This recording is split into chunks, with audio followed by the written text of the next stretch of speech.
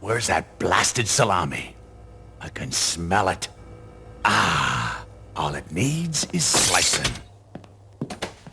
While you're at it, fix one for me. I'll go ahead and interview it. It's the first podcast of the year, but also the one to commemorate the last one and the decade. Go on. Guys, new decade, new me. I have made many new decade resolutions, New Year resolutions. Bless. I decided to be a born-again Christian. Amen, brother. I've also decided to attend more. I don't even know anymore. I decided to go to temple. I decided to go to temple every Saturday now. Okay, I'm trying to get my bat mitzvah to become a man. He's going on Saturdays, temple. On Sundays, church. I'm trying to be more diverse. He celebrated Kwanzaa this year. We went to his friend Roger's house. He crashed his family's beautiful Kwanzaa party. Just like, oh God, hey Roger, you forgot to invite me to this thing this year. Oh, Roger. And Roger just like, bro, please do not be here. And he's just like, and then his dad just like, Roger, who's this large young man? Why did he just open? I thought you locked the door, Roger. I'm sorry, Dad. It just, oh God, dude, look what you're doing here, man. You're ruining our beautiful Kwanzaa feast. I think I'm improving it. And then his grandma is just like, son, would you like to sit down? You look like you could use a good meal. Would I? And then you ruined Roger's Kwanzaa dinner. And I think everyone but his grandmother Ophelia loved you. Oh, and then I celebrated the final evening of Hanukkah with our fellow community members. Uh-huh. A lot of them asking me, "Hey, what are you doing with the business nowadays? How much money you making? What's the business like? Let me put some stocks in there." I told them, you can't put any stocks in here. I'm on the stock market. I'm trying to be underground. They're like, you ain't gonna go up if you're underground. But anyway, guys, I can't go up, but I can't go lower. Anyway, guys, happy 2020, 2019. Fuck you, mama. 2019, fucked my aunt. All right. 2020 will probably. Hey, don't tell your Uncle Tav about that. Who says it was Uncle Tav? No, I fucked your aunt. Don't tell your Uncle Tav about that. Well, Matt, you have to remember, Uncle Gary's been married 3 times. Has he been married? It's all been, but they're all like dumb Vegas weddings, and all those women. Hey, the first wedding he got his brother, Mr. Tavernardo Funkel, to show up as Elvis, where this was the final time my uncle dressed as Elvis because he had to turn in his Elvis license. Right. It was the final day before it finally expired, and he was not in the mood to renew it. I'm sure your grandfather, Jonathan, is very ultimately upset at the way his children. Well, maybe not Uncle Tav, because his son's like, my son's a blasphemer. My other son Gary, he's a fucking nobody. The only guy who's good is you, Tav. I raised you right. Anyways, you're gonna give me my cut or what? Alright, old man.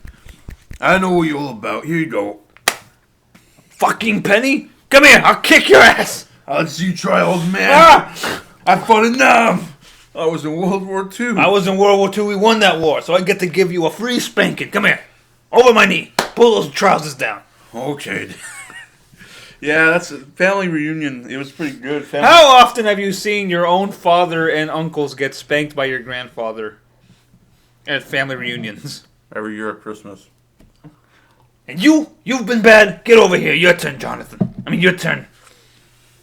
Your turn, Thomas. Thomas, Gary, Tavernardo, all of you, get over here.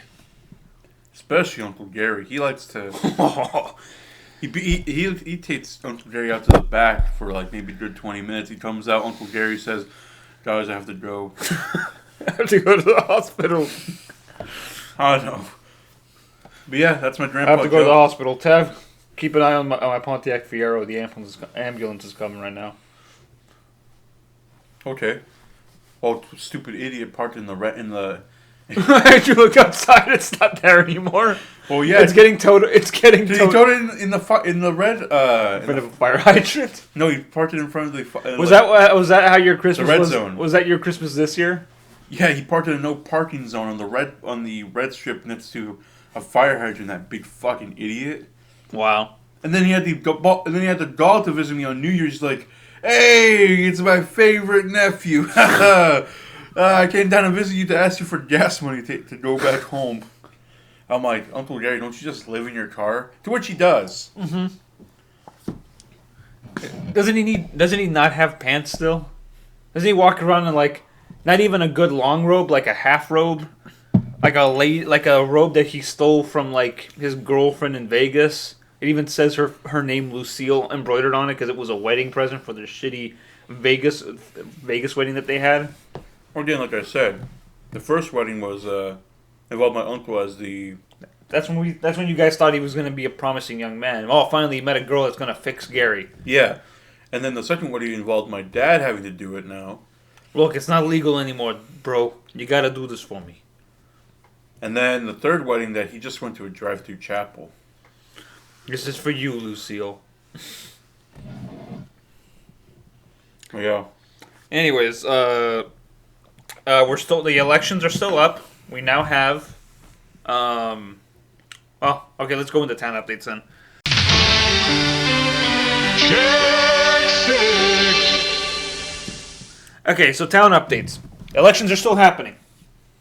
Tav, you're in the running. You're not, but unfortunately, you've come across to some competition with the local concerned citizen, Roy Simpson, who's been your greatest rival this campaign season. Yeah, Roy Chimpson. Oh man, I almost got a heart attack.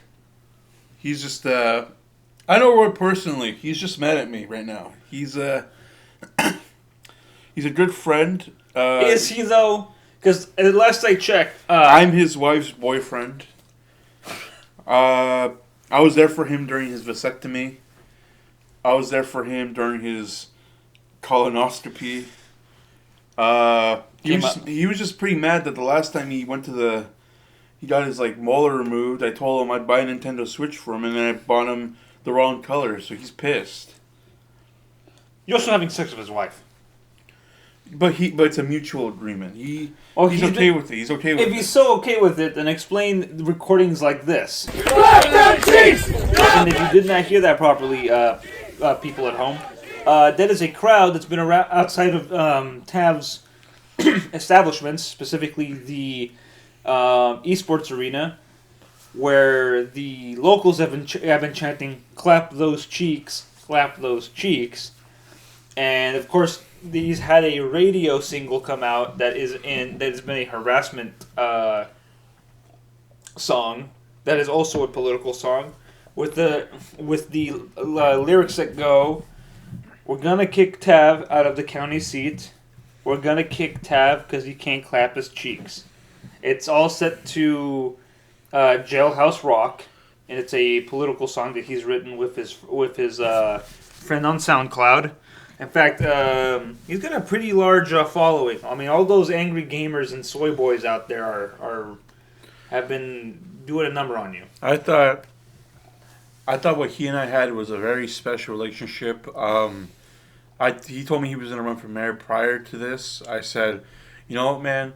Good luck, best of you." I shook his hand, and I gave him a pat on the back. And then now he's mad because of a fucking Nintendo Switch. Yeah, and then also in the running... Turned himself into a Nintendo bitch. Yeah, we're going to have to... debate's coming up. The first debate's coming up. I can't wait to be there for that. But anyways, the other candidate running is the wife of late Jim Wimbledon, Hannah Wimbledon. Her whole platform is getting real fucking people into office. So like the massacre that occurred because of a fucking dog and some fat guy... We're running for office won't happen again. Hey, I'm a real person. I'm not sure about the dog, but I'm a real person. Well, she wants someone responsible, is what she's saying. That if she's elected mayor, she'll immediately call the government to shut down this whole stupid, as she calls it, stupid Songtsen situation. Why are we putting up with this bullshit, guys? Listen. People are fucking dead. People are dead, but at the same time, more people could be dead if we approach this situation. It's a Cold War. And then when she said, like, what are you fucking talking about? This is stupid. And then she walked away. And then our fourth candidate is none other than the town's favorite exotic dancer Leonardo. and webcam model. Leonardo da Vinci. Hell yeah. All of his, he hasn't said one word, and has all of his political campaigns and posters are him doing erotic dances. He's our most popular candidate right now. You know what? If I lose to him, I see this as an absolute win. I have no issue with him winning the election, because in reality, that's pretty cool. I'm proud of him. Impressive. That's going on. Jod's still. He's been indisposed. He's still on his bullshit again. Jod has been trying to sneak back in to see if he can take the thick mannequin underneath our noses. Terumo's been at the restaurant ever since she got kidnapped by him that first time. I told Terumo, hey, buddy, we're closed. Get out of the bar. He's like, no, I'm waiting for my wife to get off work. I'm like, your wife is at home waiting for you to go, go be with her. This isn't your wife, buddy. This is your girlfriend. And then he got sad and he left. I kicked him out when they kicked out Belle's father from the tavern in Beauty and the Beast, right into the snow. Oof. And what else is there? Anboy has... Everyone town's forgotten about Anboy, and all of his thugs are in prison. We found Peachy. Where was he? He was hiding under my bed the whole time. Little asshole. That little piece of shit. I came home and he's like, "Hey, it's been a while since you fed me." He's like, "How did you leave? How did you get out of Anboy's grasp?" I did. Well, he bit him.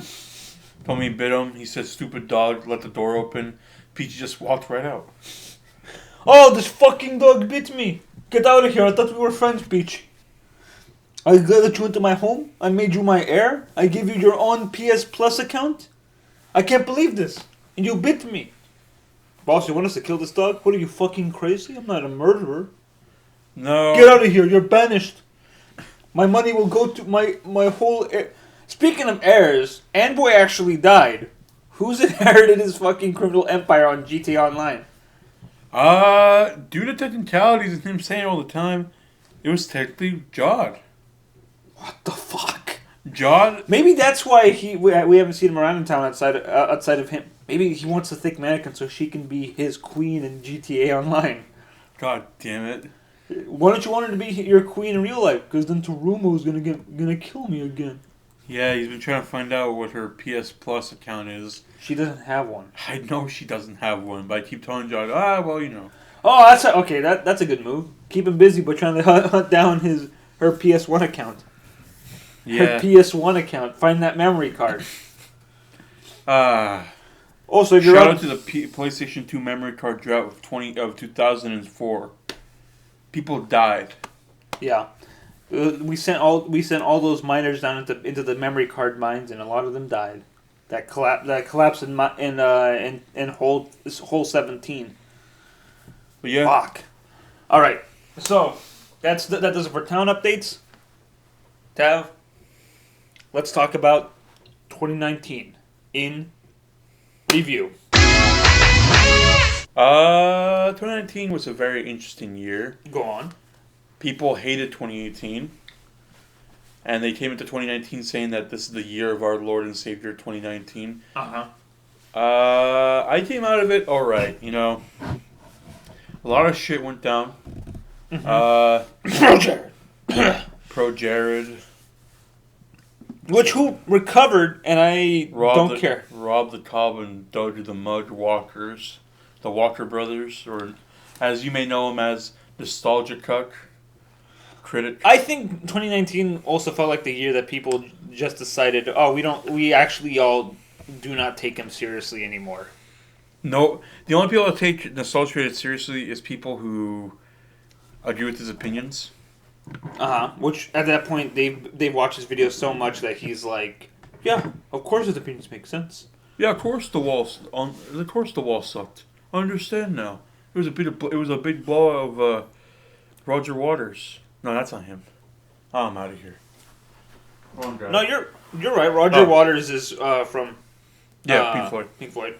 Yeah, this is just Roger Waters' weird artsy dumb film project or whatever. I'm like, guys, shut the hell up. Actually, hold on. Let me make this. Let me focus this even more. Let me take this microscope and focus the light that is everybody hate nostalgia critic down to the actual thing that happened, which was burning this ant. What is it revealed? The secret's revealed.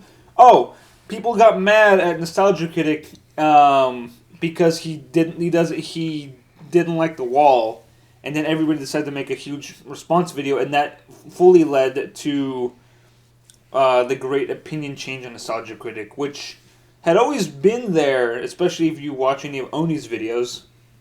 So, yeah, but who watches Oni? There's a lot of YouTubers that don't agree with guys. Doesn't mean they shouldn't watch them. It just means that I don't watch them. yeah, I don't watch Oni. After he got rid of Ding Dong and Julian, what's even the fucking point? You think I care about you, Oni? I cared about Ding Dong and Julian. Oftentimes, And they have their own YouTube channel. I don't care. The year is 2020. People still watching Markiplier. Me? I'm watching Barkiplier, the dog version. Some girl, she put glasses, who's a fan of Markiplier, put glasses on her dog, and then swole ass dog. And then because it's a pit bull. And then Mr. Worldwide. And then just put pre-recorded gameplay, and then just had the dog react to the visuals, bark every now and then. His channel already bigger than fucking Markiplier. Yeah. I'm subscribed to him actually. I'm actually donating $10 a month to his Patreon. Bark. And for $10, for that tier, I get a video every month where I get to see this dog lick his nuts. God damn it! if people are willing to pay over $2,000 to see a dog lick its nuts, I'm just gonna make a Patreon for my dog. Whoa! I'm not spending $2,000. I'm spending $10 on to see this dog lick his nuts. Well, people are spending $10 per month to see a dog lick his nuts, and I'm gonna have to get Peachy to open up a Patreon.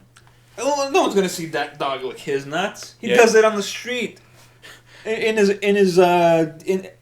the courthouse, in his office. Yeah, you're right. Oftentimes, sometimes I regret not ever jumping on the bandwagon of Instagram when it first came out to monetize my dog, because now Peachy in real life he's photogenic, but getting him to take a picture is hard, because 1 minute he'll be looking at you, then you pull out your phone to take a picture of him, and he's just like, I'm gonna turn around. I'm like, you piece of shit, how am I gonna monetize you? Come here, I'm gonna kill you. Come here, I'm gonna kill you. But yeah, Pro Penis decided to beat cancel culture, I guess. Nostalgia critic pretends nothing happened. Well, that's been around since 2018. Yeah.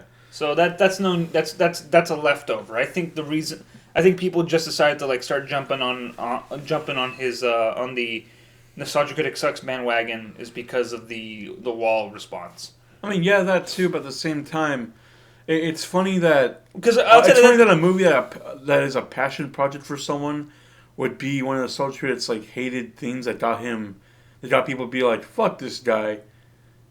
I know, it's as if his other dumb opinions have never. It doesn't stop him though. That's the thing. He's still popular. It's just that people on Twitter, even though I guarantee that those people that were talking about him on Twitter or whatever, probably haven't seen a nostalgia critic video for the past 2 years. I certainly have not seen a nostalgia critic video for the past 3 or 2 years. You think I'm gonna give him my precious views? Views are currency nowadays, guys. You think I'm gonna if I go on YouTube? You think I'm gonna give 1 second of my fucking life to this guy? No. No, I'm gonna spend it on stuff that I do care, like Dead Mall videos. No, I'm gonna spend it on stuff I care about, like Alvin Kailon's The Burger Show on First We Feast. There you go. I need to see him and George Motes talk about regional burgers, god damn it. Yeah. I need him to tell me about the Beer Rock. I'm gonna be watching that, or I'm gonna be watching Food Ghoul videos. God damn it, Food Ghoul videos. I need to see the Texas Super Regional Texas Burger, which is Fritos, nacho cheese sauce, refried beans, and some onion. Tab, you eat that. You eat that. You eat that here in town, and we call that the Bummerville Burger. I said, where do you think I took it from? You told me you invented it. Nah, I took it from the Texans. You son of a bitch. Well, I ain't gonna see the Texans run at me. My goal for this year, let me on Good Myth Till Morning. I want to be on. Rhett Link, if you can hear this. If you can hear the sound of my voice deep inside your heads, I've invaded your mind space. Let my co-host Tav be on your show. He's a good co-host. He can eat a whole bag of Fritos without swallowing. And then spit them out into this great mush. There you got it. You got Sofritos. Let me on. Alright, guys, we're going to start a new hashtag. Let Tav Good Myth Till Morning. Tweet it at them. Tweet Photoshop pictures of me there. I want you to just tweet at them until they acknowledge it. And then when we accomplish that, let's put Tav on Ethan's podcast. I would. Okay, that's a good topic. That's a good segue into a topic of this year. At the beginning of this year, I thought Ethan's podcast, the H3 podcast, was Pointless. Was pretty pointless and nothing. But at the end of this year, I realized, thank you for using the platform you have for calling out people that you don't like. Yeah, but did he do that with Jordan Peterson when he's had him on for like the 50th time? He only had him on once. I thought he had him on like twice. No. Oh. Well, get him on He's again. had Post Malone on every fucking... Well, they're best friends, Tav. I want to see him get Jonah Hill on the podcast. Because apparently Jonah Hill... And then have Jonah Hill punch the shit out of Jordan Peterson for sounding like Kermit the Frog so fucking much. The Art of Sucking Dick by Jordan Peterson. Shut the fuck up. Ah! Jonah Hill backs a punch. Yeah. But no, I say that because in a podcast episode that happened a couple months ago, he had Trisha Paytas on. Yeah. And man, that whole podcast was Ethan just like calling her out on all of her bullshit and whatnot. And it was an entertaining podcast. It's entertaining to see it this year happen in person because mostly stuff like this happens either on Twitter or a response video that someone else on YouTube has. But like to have it see face to face sounds interesting. Yeah, and especially since this year he's gonna get Papa John Shatner on here. Oh man! I need to see Papa John's. That was his white whale for like the past year. Well, here's the thing. He thought he was too small to ever get Papa John's to notice him. Well, here's the thing. If you listen to last podcast on the left, you know the trick to getting Papa John is to get a busty cougar. Oh, what? Papa John, he loves those busty cougars. Oh, god damn it. He loves those busty cougars. You got to get an older woman with giant yabos, and he's there, guarantee. He's gonna make the newest Tarumo mates when he sees a MILF on the street. Awooga. Yeah. Fucking Trumo, MILF. Man, I love fishing. No, Tarumo sees MILF. Him. Awooga. And then he's just like, wow, I didn't know you liked fishing too. Yeah. What else does it say? Or can you release some animations in 2019? Oh! You ended the Pearl trilogy. The Pearl trilogy. Actually, you know what? I don't keep track of my channel anymore. To be honest, I forget when I upload shit and if I did this year. No Drimp this year, huh? No Drimp last year, huh? Nah, I couldn't find anything worthwhile to make. So let me see. What did they upload this year? Let's see. I did the Pearl trilogy. I completed the Pearl series with Pearl becomes a fugitive, Pearl buys milk, and then Pearl goes on a date. And then I did that little test for this project that was based on a comic I did called Pray for Dawn. And then I uploaded clips from the Tarumo the musical, which Tarumo was very excited for. Why shouldn't he be? It's about him. I wrote it. I looked at his unauthorized biography by your old buddy Roy Simpson. I worked with him. I don't know why the incels like Turo so much. Yeah.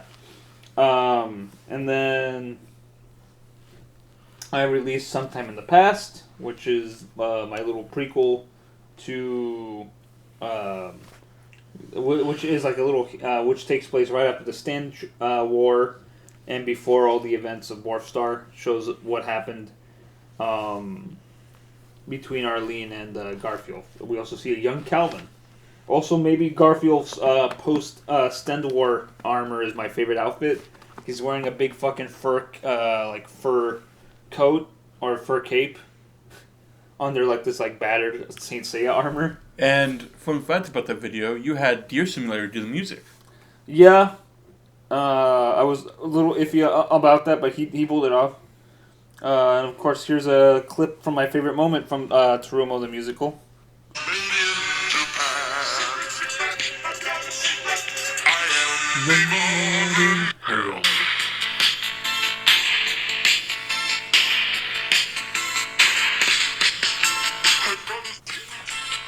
I've been hiding under my skin. Where's bacon? Where's bacon?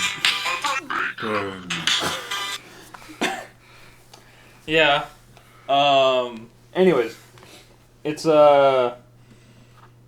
Yeah. So those are my main things I did this year. Or last year. This year, I'm gonna try to focus more on my second channel, Jiken Loans, where I'm just talking about. Look, if you guys don't get enough of my stupid opinions on this show, there's a whole channel where you can listen to me ramble about like books and movies that I watch. So, if you want to get a glimpse inside Lycan Jones, that's it. You know. So, well, I can't think of anything else that we did this year outside of the whole, outside of the various. Oh, my one-off video essay grading video. That was supposed to be a series. It will be a series. I plan on working. On stuff. Well, I think part of the problem is that like you realize like I don't really care about these dumb video essays anymore. Well, I mean, a part of me does care about the dumb video essays because I keep seeing them that I recommended. People keep watching that video. That video. I mean, I know this is unimpressive to people who are used to seeing YouTubers with like millions To those of subs. experts and those scholars up in Harvard. No, I'm kidding. Yeah, but the fact that for such a small channel as I am, and the fact that video has double the amount of subscribers that I have, is pretty impressive for me. It has over 400 views. You know what I'm happy about? Hold on. That's more than Thanos' breakfast. Which, I like that one. Let's see. Actually, you know what makes me happy?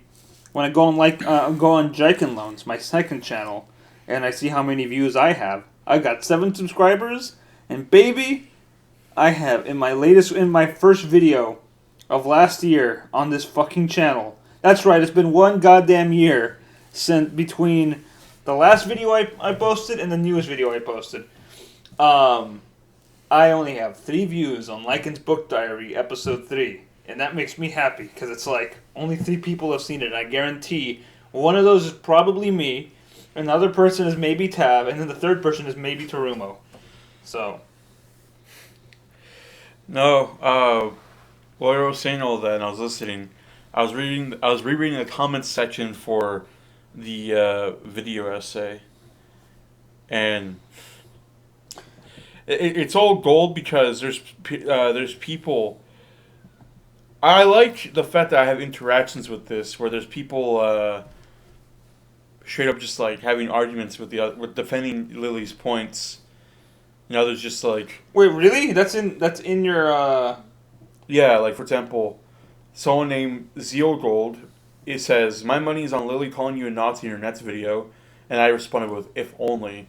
To which then some dude responded back with saying, "She didn't even call Sugar a Nazi. She said it's easy to see this all instantly think that. Also, Jewish anti-Semites exist, right? Ever heard of Stella Kubler, Reinhard Heydrich, Bobby Fischer, Nathaniel Kapner, or Milo Yiannopoulos or whatever? I can't say Milo Yiannopoulos. Milo. As in Milo, that, like, dumb little alt-right kid. Oh, cool. And then someone said, yeah, but she did call Josh Strocher alt-right. Storcher? Yeah, Storcher alt-right. All of these people, I don't know any of these people, and that's because I don't Yeah, care but the fact that people were having Yeah. an argument slash debate in my comment section of a video like that is something. Yeah. What are some... So, yeah, all those shit show things happened this year.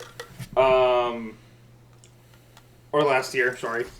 I keep getting confused. Also last year, I decided that I wasn't going to follow people that make me mad anymore, because it's just like I realized, like, why am I doing this? I could be making myself happy. I could be looking at pornography at work. Hey, is it any worse than the guy who's watching videos of people getting shot in neighborhoods, or watching animal attack videos on the work computer? No, it's like how my nephews watch Decapitation videos. watch ISIS videos and whatnot. Yeah, you gotta talk to your cousin about that. Nah, things are fine here. It's alright. It's not like I saw them recreate the Benghazi situation. I did. That photo you showed me, we'll put it up right here. That was not delightful. Your simulator saw that. You sent it to him first, and he was very worried, because then he sent it to me, and he's just like, Lycan, we got to do something about Tav. I think he's in danger. He's being held hostage by these child soldiers on Christmas, no less. Well, yeah, and then, speaking of child soldiers, shout out to my uncle on the moon. So he is on the moon, Yeah, not on Mars. No, he's not on Mars. He's on the moon. He didn't want to travel back and forth to Earth every few years. He's with Matt Damon, right? Yes, they're forming a child army. Why would Matt Damon allow this? I don't know. Matt Damon respects my uncle, I guess. He's like, he knows what he's doing. Mr. Funkel, I really respect you. So you're gonna help me write the screenplay? I really want to write Good Will Hunting 2 hunting season. Ben's too busy. He's been crying over about how he's not the Batman anymore, and he's been getting fat off of these bonbon ice creams. So anyways, well, Ben Affleck didn't want to be Batman anymore. Anyway. Well, that's not what Ben told me. So anyways, Mr. Funkel, are we gonna write the screenplay or what? Yeah. I just need your help training these kids. You're a sleeper agent. You show them how to do stuff. Well, those were just movies, but I guess I could show him a few ropes I learned from doing my stunts. What do you hear of my grandson? He already knows how to execute people, terrorist style. Show him, kid. And then my nephew just shot one of his fellow soldiers. Oh my god! And that dude was just like, he's a cold-blooded killer. I'm not sure if there's anything I can do. And your Uncle Tav probably looking like, kid, you're gonna be a general in my army one day. Yeah, Uncle Tav's logic, you wouldn't shoot a kid, would you? But that kid would shoot you. You'd be surprised how many people... I saw The Nightingale this year. You'd be surprised how someone would be willing to shoot a child. I wish I could see Florida. Or kill a baby. But for that matter. But yeah. Well, fuck, hold on. You saw mother people be willing to kill babies? Yeah. And eat them. Spoilers. Sometimes I don't... Spoilers for a 2-year-old movie. 3-year-old movie. No, 2. Yeah. Came out in 18. 8? Yeah. No, I thought it was 17. Yeah, 2 to 3 year. Well, Shout out to a 2 to 3 year old movie. Go on. That movie still haunts you in your sleep? I'm not gonna lie, I like that movie a lot. 2017. Okay, so.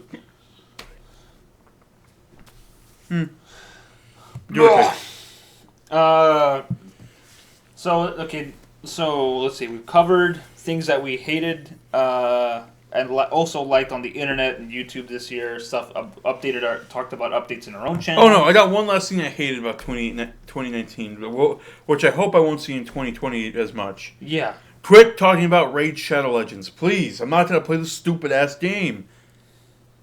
Okay. I'm tired of it. All right. Listen, guys, I'm a busy man. I only play one gacha game, and I'm not gonna have it be Raid Shitty Legends. I don't care if all of a sudden they're like, "Hey, we were gonna sponsor you, Mr. Funkel." I'm like, "No, you guys weren't. I don't care how much you guys pay me. I'm not playing this stupid game." All right, hold on. Before you get farther from that, speaking of video games, how do you feel about Fortnite being the only game that actually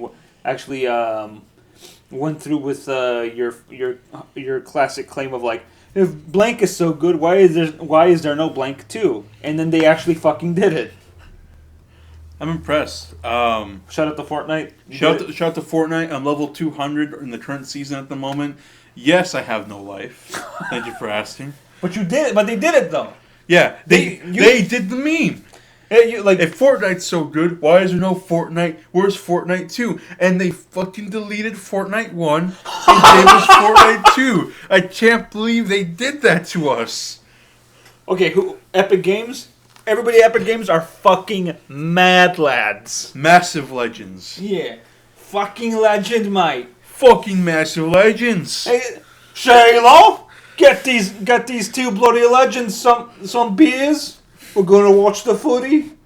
Kick the ball. Kick the bloody ball. Yeah. Shout out to Rick and Morty Bushland Adventures. The only good piece of Rick and Morty content that I like. That came back this year, and I think everybody's calmed down off of. As far as I know, it seems like everybody's got off on their Rick and Morty high horse now that there's been 3 seasons of it, and everybody just treats it as normal. Man, because when the first 2 seasons came out, it was like this you can't this show's only good if you have a high IQ, and that's the 3rd season came out after all the one of your beloved favorite episodes was written by a girl. Everybody's just like, girls don't exist. Yeah, and then the 3rd season. Sorry, came back, girls can't be funny. And then the 3rd season came out just like, we don't care anymore. The hype is over. It's just a regular show that's good. Whatever. Anyway, I'm honestly, I can't wait for it to be the year 2057. My grandson's playing Call of Duty World War III, where one of the missions he's playing in the game is an operation I lived through or something. Mm-hmm. And Rick and Morty's on their 20th season, like Family Guy or Simpsons is on their 100th season. Simpsons is celebrating their 100th season, and Family Guy has been off the air for 2 years, but they're gonna make another goddamn comeback because. And Cleveland Show made a comeback, and it was directed by Spike Lee and produced by Ta-Nehisi Coates. I think if you allow them to do that, they could make something good. Yeah. Joe Swanson got his own show. Fucking Joe Show's amazing. Are you kidding me? American Dad speedruns at their all-time high. Okay, let's talk about that quick. So one of my favorite things of the last year in the last season, the meme of winter 2019, American Dad speedruns, in my opinion. They're so great. I don't know what it is, but I was telling Tav, you couldn't I'm happy that it's only American Dad openings, and 2, I'm glad that no idiot has tried to do the same thing with another opening for another TV show, Family Guy opening speed run blank blank blank, and it's just because I don't think it would be as funny until Tav brought up an idea that he's gonna do, so I won't mention it here, so you don't. No. You guys can steal this one. This is my own personal. So thing. we won't mention what opening he wants to do a speed run of. Actually, you know what? A Simpsons opening speedrun would be pretty interesting. Oh no, someone did that. Season 1 opening speedrun. Oh damn. Bart skateboard clip. Guys, there's many speedruns I'm trying to work on. I'm a professional speedrunner. There's many speedruns I'm trying to work on for different show openings. In different movies. Right now, I'm trying to optimize my Boyhood speedrun. Yeah. Right now, I've gone through 3 playthroughs of The Irishman, trying to find any glitches that can make Robert De Niro maybe clip through a wall in certain scenes. It's hard because fucking Scorsese spent so much money and time on it on Netflix that it's just you can't you can't glitch it. You have to get the PC version, which isn't out yet. It's only for a PlayStation 2 and Xbox. It's not even on the Switch. The Switch is not powerful to run The Irishman on there. No, it's the Switch version. It's fine. I mean, because I'm playing Marriage Story on the Switch. Marriage Story speedrun. Well, you can't speedrun because it's a visual novel. It's by Telltale Games, and fuck, I'm trying to 100% the Scarlett Johansson playthrough of it, and it's fucking hard. The game seems to be a little harder when you play as her character. It seems to be a little easier when you play as Adam Driver's character. But I'm trying to unlock the kid version of the playthrough. You know, but it's hard because like whenever I play as Scarlett Johansson, when I get to the Laura Dern levels, it's fucking hard. I like playing the Adam Driver's trumpet mini game. Oh, that's a great mini game. Yeah, it's like kind of like Big Band's trumpet in Skullgirls. But you know what's also very hard to play through are all the scenes where Adam Driver's with his kid, because the kid seems to not give a shit about anything. I mean, just like most kids. You'd be surprised. I was very affected by my parents' divorce. Your parents got divorced? My parents got divorced? Tav, you didn't tell me. Oh, I didn't want to tell you. But... Did my father set you up for this? No. Meanwhile, at the circus, so you can do anything about my teeth, Dr. Wolfenstein? Yeah. Hans, get over here. I need your strong hands for this. This kid's got elephant tusk for teeth, I think. So, anyways, don't tell my boy who's like close to being 31 this year, that his mom and I are splitting up after so many years of being together. You're divorcing Lycan's mom?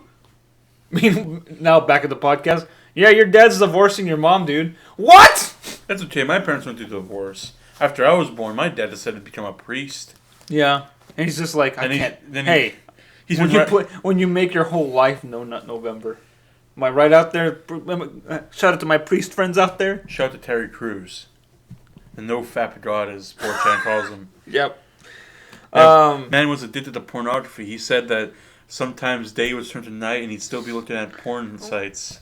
Oh God, that sounds hard. Actually, but ever since he stopped and he went to rehab for it, look at him. He's at the top of his career. Yeah.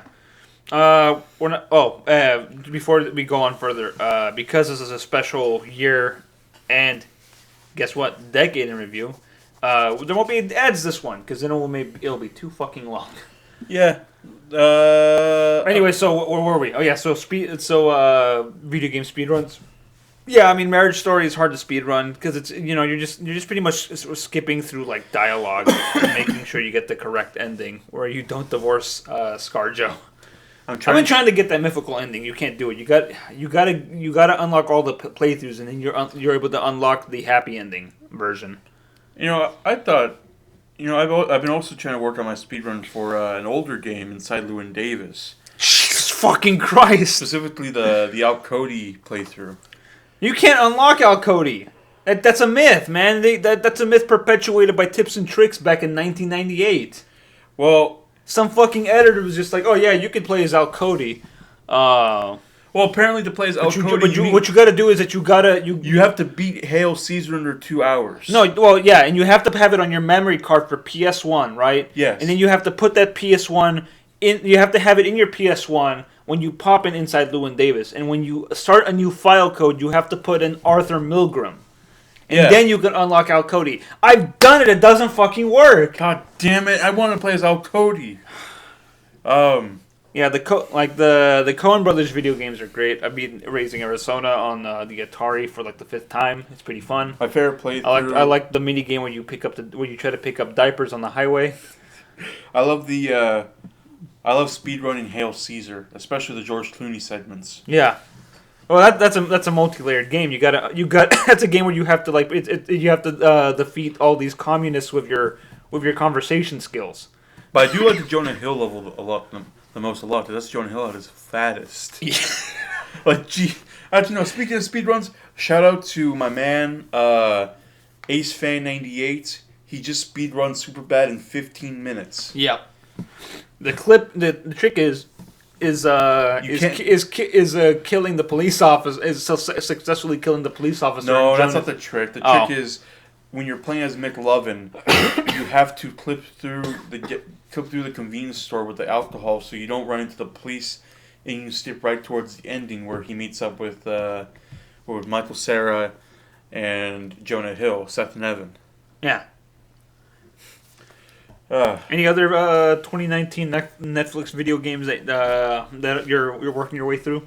How about The Witcher? I like that they put up the entire Witcher games on Netflix this year. Shout out to Henry Cavill. According to the costume designer for the show, Henry Cavill's so jacked that they had to keep replacing the leather in his costume due to his muscles wearing it down. Jesus fucking Christ. I like the fact that Henry Cavill was this like skinny ass kid in high school that kept getting bullied. Yeah. And apparently to stop getting bullied, he just decided to get jacked. So yeah. All right. What's your excuse? 4chan? 4channel? Yo, mama. Also, shout out to my speedrun of the burger show. Yeah. I had a super cut of Alvin eating burgers. That's how you do it. All right. So since we're talking about movies, let's actually go into our favorite movies of 2019.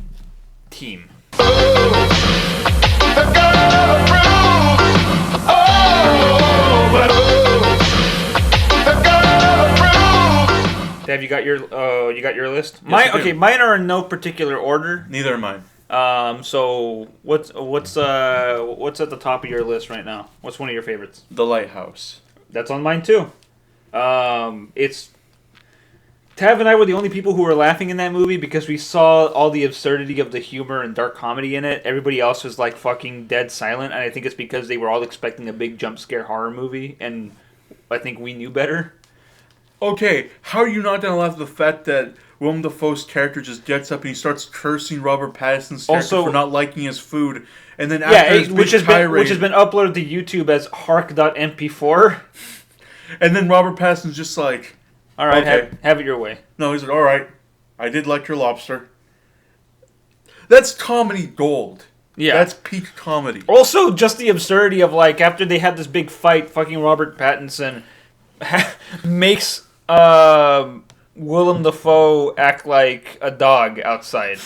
And then he buries him alive while Willem Dafoe gives, like, one of his final speeches. And don't forget, also, like, I can fuck a steak right now.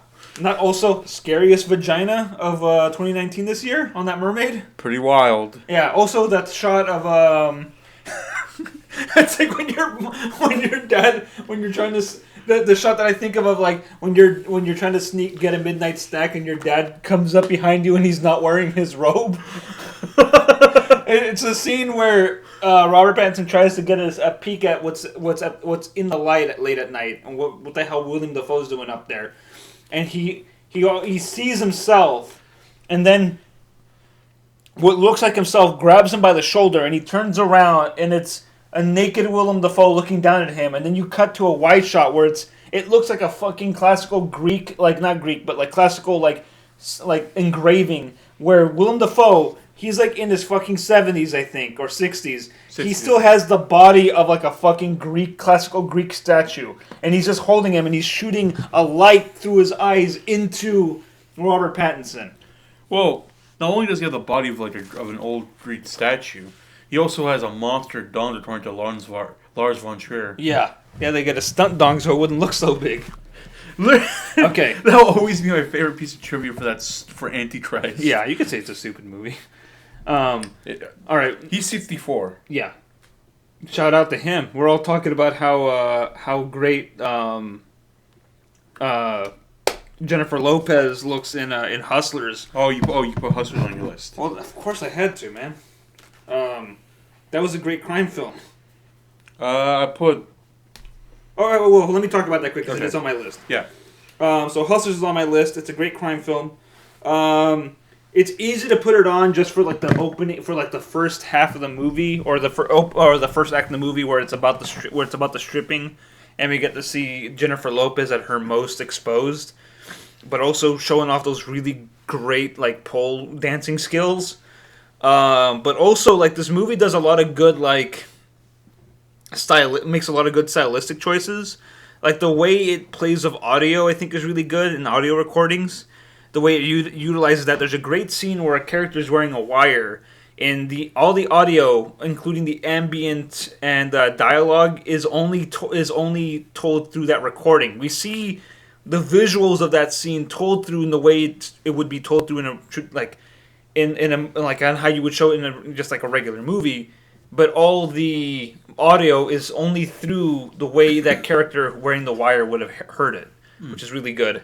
So that's on my list. Just also the way it cuts between. It's one of the movies that this year where the way it cuts between two different time periods is has a different style. Like in Hustlers, all the stuff that takes place in the present is very static and drab, and all the stuff that takes place is more dynamic in the past. In the story that the main character, played by Constance Wu, is talking about is more dynamic and classical crime film style.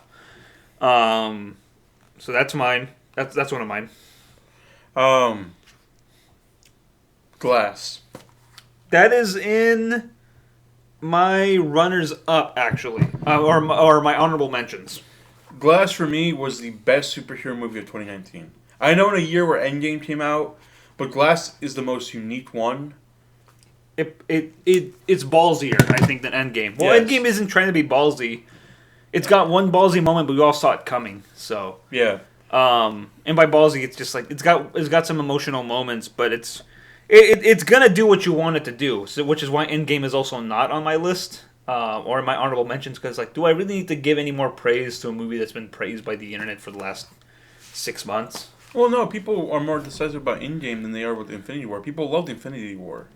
How are they more divisive about Endgame? It's got all. People are like, it's oh, got- there's a lot of fan service. I'm like, well, that's a fucking point, you idiots. What's the fucking point? What? Yeah, you idiots. What do you fucking want? It's If you like the guys Star want Wars nerds complaining about Rise of Skywalker last year. it's what you idiots fucking wanted. If you guys wanted to complain and be divisive about a fucking about a friggin' movie this year, it's Glass. Glass should be the most divisive superhero movie. Yeah. You know? Because it's one that plays with the tropes and ideas of superheroes and mythology. It's the one that undercuts all of those tropes. You know? Yeah, it's either way, super good movie. Bruce Willis, he's old. Yeah. Samuel Jackson, he's older. God, that man is in his 70s. James McAvoy, fucking Young. ripped. He's ripped to... God damn, Professor Edson beat the shit out of me. Yeah. Speaking of Professor X, Dark Phoenix is not on my list because it was not good. That's fair. I wouldn't expect it on your list. You know what? I should have made a worst of list, but whatever. I don't think Dark Phoenix deserves to be on the worst of list. It's not great. I think they fucking botched their I'll their own movie by trying to make it not be like. I'll Captain tell you what Marvel. the worst superhero movie is when we're done talking about the best of 2019. Okay, I'll tell you what. Well, okay. What? So Glass is one of yours. Yeah. That's on my honorable mentions. What's for you? My next one. So I mentioned Hustlers, Lighthouse. I don't have to mention again because we talked about it. Yeah. My other one on my list is Us. I don't think I liked it as much as Get Out, but a lot of the imagery in that movie has stayed with me. For one of my favorite shots in that movie is there's a scene. Okay, spoilers. There's a bunch of doubles, but there's a scene where at the beginning the main character. As a little girl is walking through the Santa Cruz Beach boardwalk with her parents, and then we cut to their doppelgangers in this hallway in this underground facility, doing the same thing and seeing those copies try to mimic those same things is bizarre and it stayed with me. Also, shout out to those fucking outfits that the doppelgangers wear. I would love to have a red jumpsuit with. Leather sandals and tan leather fingerless gloves. I want to wear that fucking outfit. It's great. Also, they made a movie in fucking Santa Cruz. Yeah.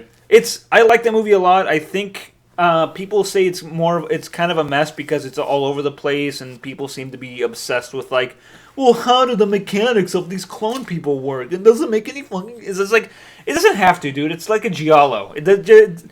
I think if you look at it as a weird giallo and as well as meaning a lot of things, it's a movie where Jordan Peele just threw everything in the kitchen sink in, and I think because of that we get a lot of imagery and moments and stuff to think about in it, and I think that's okay. How many bros do you give it? There's a lot of bro moments in it because of holy shit, am I afraid of Tim Heidecker? Bruh. People People that have only seen a few clips of Tim and Eric would say, "I'm afraid of Tim Heidecker." Yeah, that's true.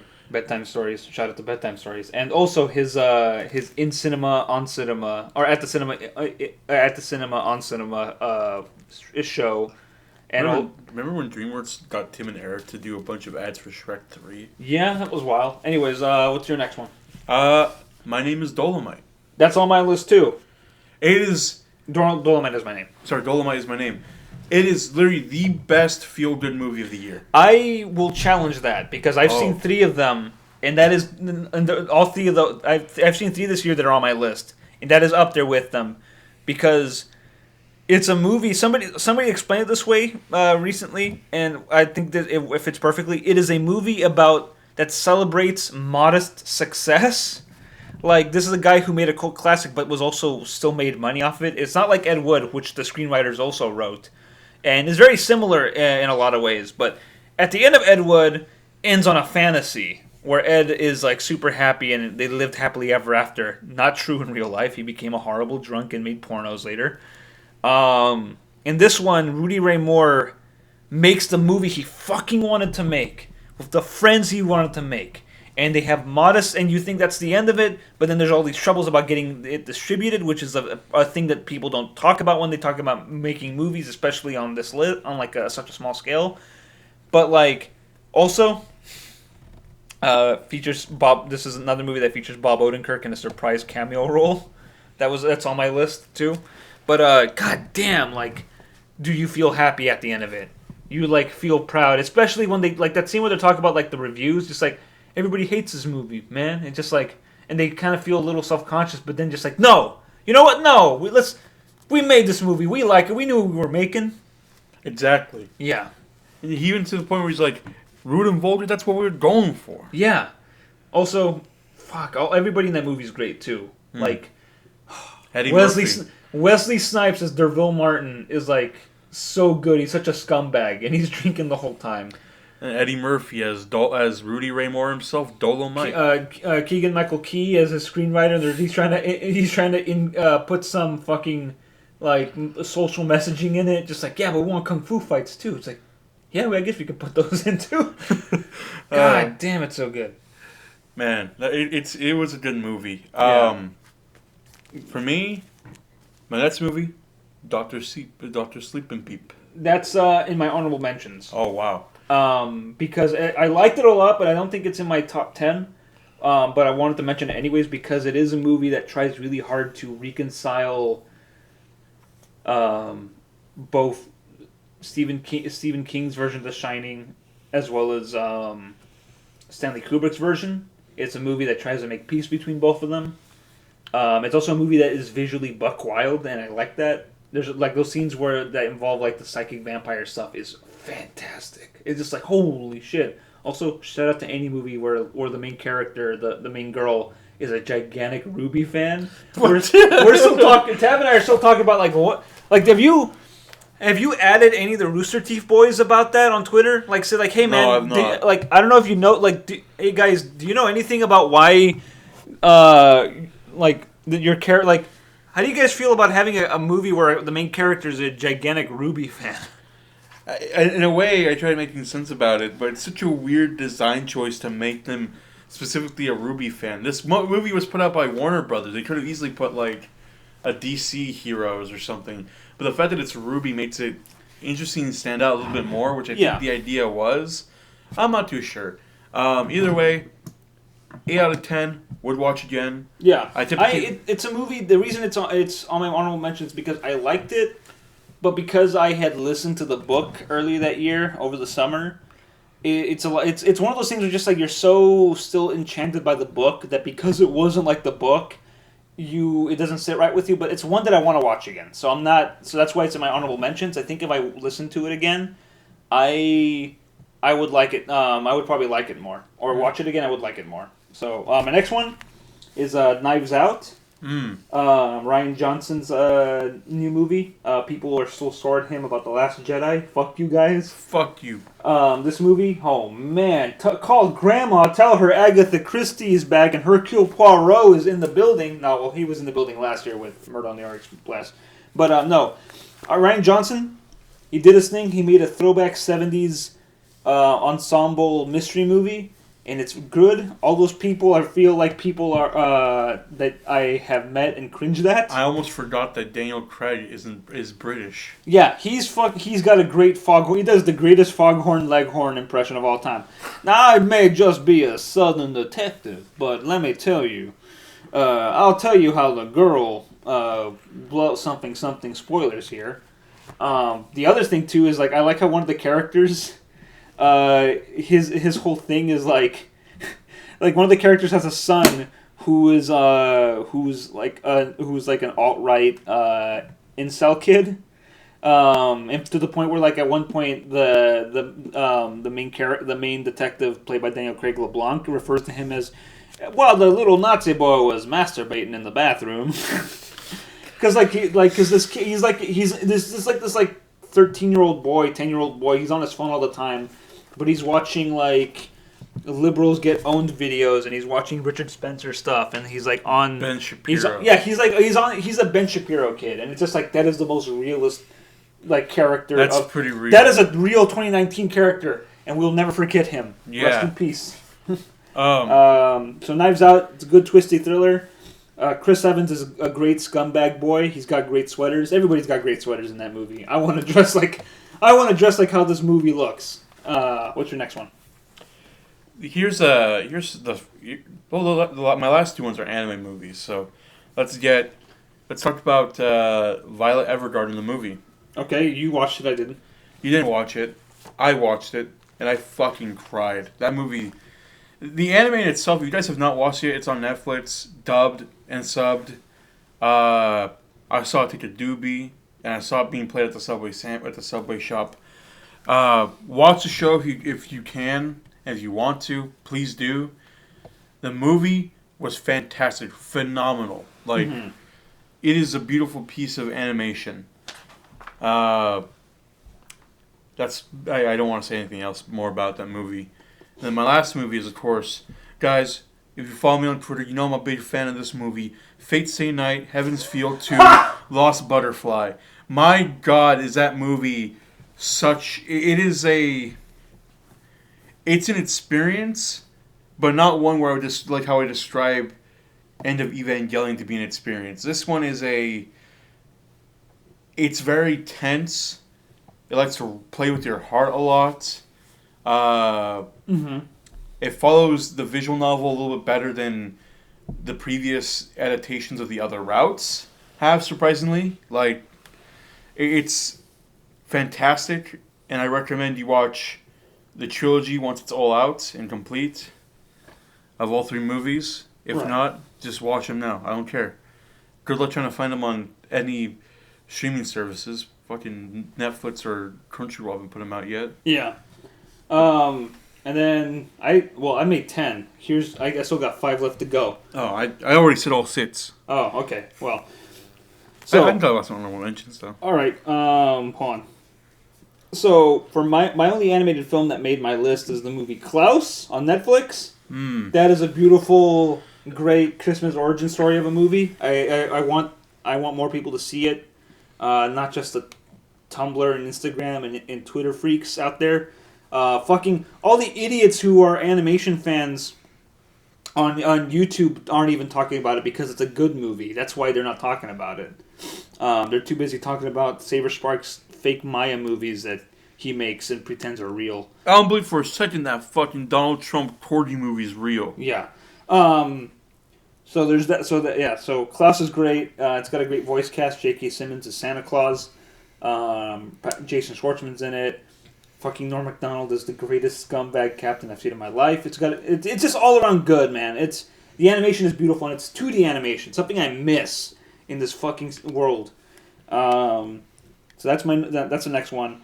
After that, I put up on I watched The Nightingale, which is a bummer Australian movie that takes place in Tasmania back when it was called Van Diemen's Land, and it takes place during the Black War when the English were having what should now be considered a genocide against the Aboriginal Tasmanians.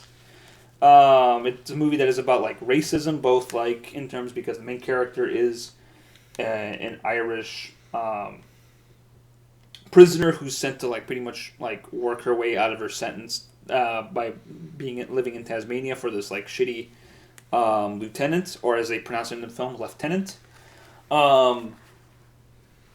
Like it talks about how colonialism has fucked over Ireland, but also Tasmania, because she then has to like team up with this like Aboriginal Tasmanian to like work to destroy this fucking army man who's ruined both their lives. There's a really intense opening scene that will like leave you shook and leave you on the side, but it's also a revenge movie that goes against all the ideas of revenge. Like these characters have to get revenge, but they don't become badasses. And it treats it the same way like if regular people try to get revenge in real life, but also shows how like fucking destructive and soul crushing the idea of getting blood revenge is, which is, a fantasy for violent people. But it's good. But it's also kind of a bummer, so be ready for that. After that, let's lighten things up a little bit with scary stories to tell in the dark. That's lighting things up? What? That you call that lighting things up? It's PG-13. It's fun and creepy. Every monster in scary sequence feels like it's out of your nightmares. There's a great scene where this kid is trapped in like this four-way hallway, or like hallway intersection, and is being slowly approached by this disgusting fat monster. And it feels like a dream where like if you go one way, that monster's there. You go the other way, it's there, and you feel like you're trapped. And it's slow and fucking terrifying. This is the scariest movie of the year for me because, I know you try to be scary. You try to have these kids be scary. But you know what? You know what's scarier than that? Richard Nixon. You know what's scarier than that? Bill Hader. Yeah. Well, actually, no. No, if you're a teenage girl, you think Bill Hader is fucking hot, which is weird because, I don't know. He's okay. He's all right. He's not handsome. Anyways, we're not here talking about Bill Hader, but yeah, that's on my list because it was a fun. We are. I would show that to 13-year-olds and say all right, you want to piss your pants? Maybe you should. Maybe shit. I'm not gonna ask them to come. That's disgusting. They're 13, Tav. I know. Maybe just shit. Okay. Yeah, just shit. A little bit of duke, a little bit of fart, to the point where you fart so hard you shit. You know what? I got an honorable mention. Okay, what's an honorable mention? Marriage Story. There you go. The game that you try to speed run through, but in all seriousness. Oh no, that movie it got me feeling strange. I think my only criticism, without spoiling too much, because it is still relatively fresh, is that I don't like to how we feel. The way the movie is told, you're forced to feel more bad for Adam Driver's character more than ScarJo's character. Mm-hmm. And then we also don't focus at all on the kids, which is weird because the director also directed another movie about divorce, which focused on the impact it has on children. I think the reason he didn't focus. Well, I think it's weird that he doesn't focus on the kid, or the kid is not characterized as being as caring about it, because fucking Squid and the Whale showed that it does have an impact and they do care. In fact, the whole movie is about how much that impact is on there. So it's weird that the characterization of that kid would fall to the wayside so hard. In fact, some critics have tried to explain their ways. It's like, well, he's so young, he probably doesn't know yet.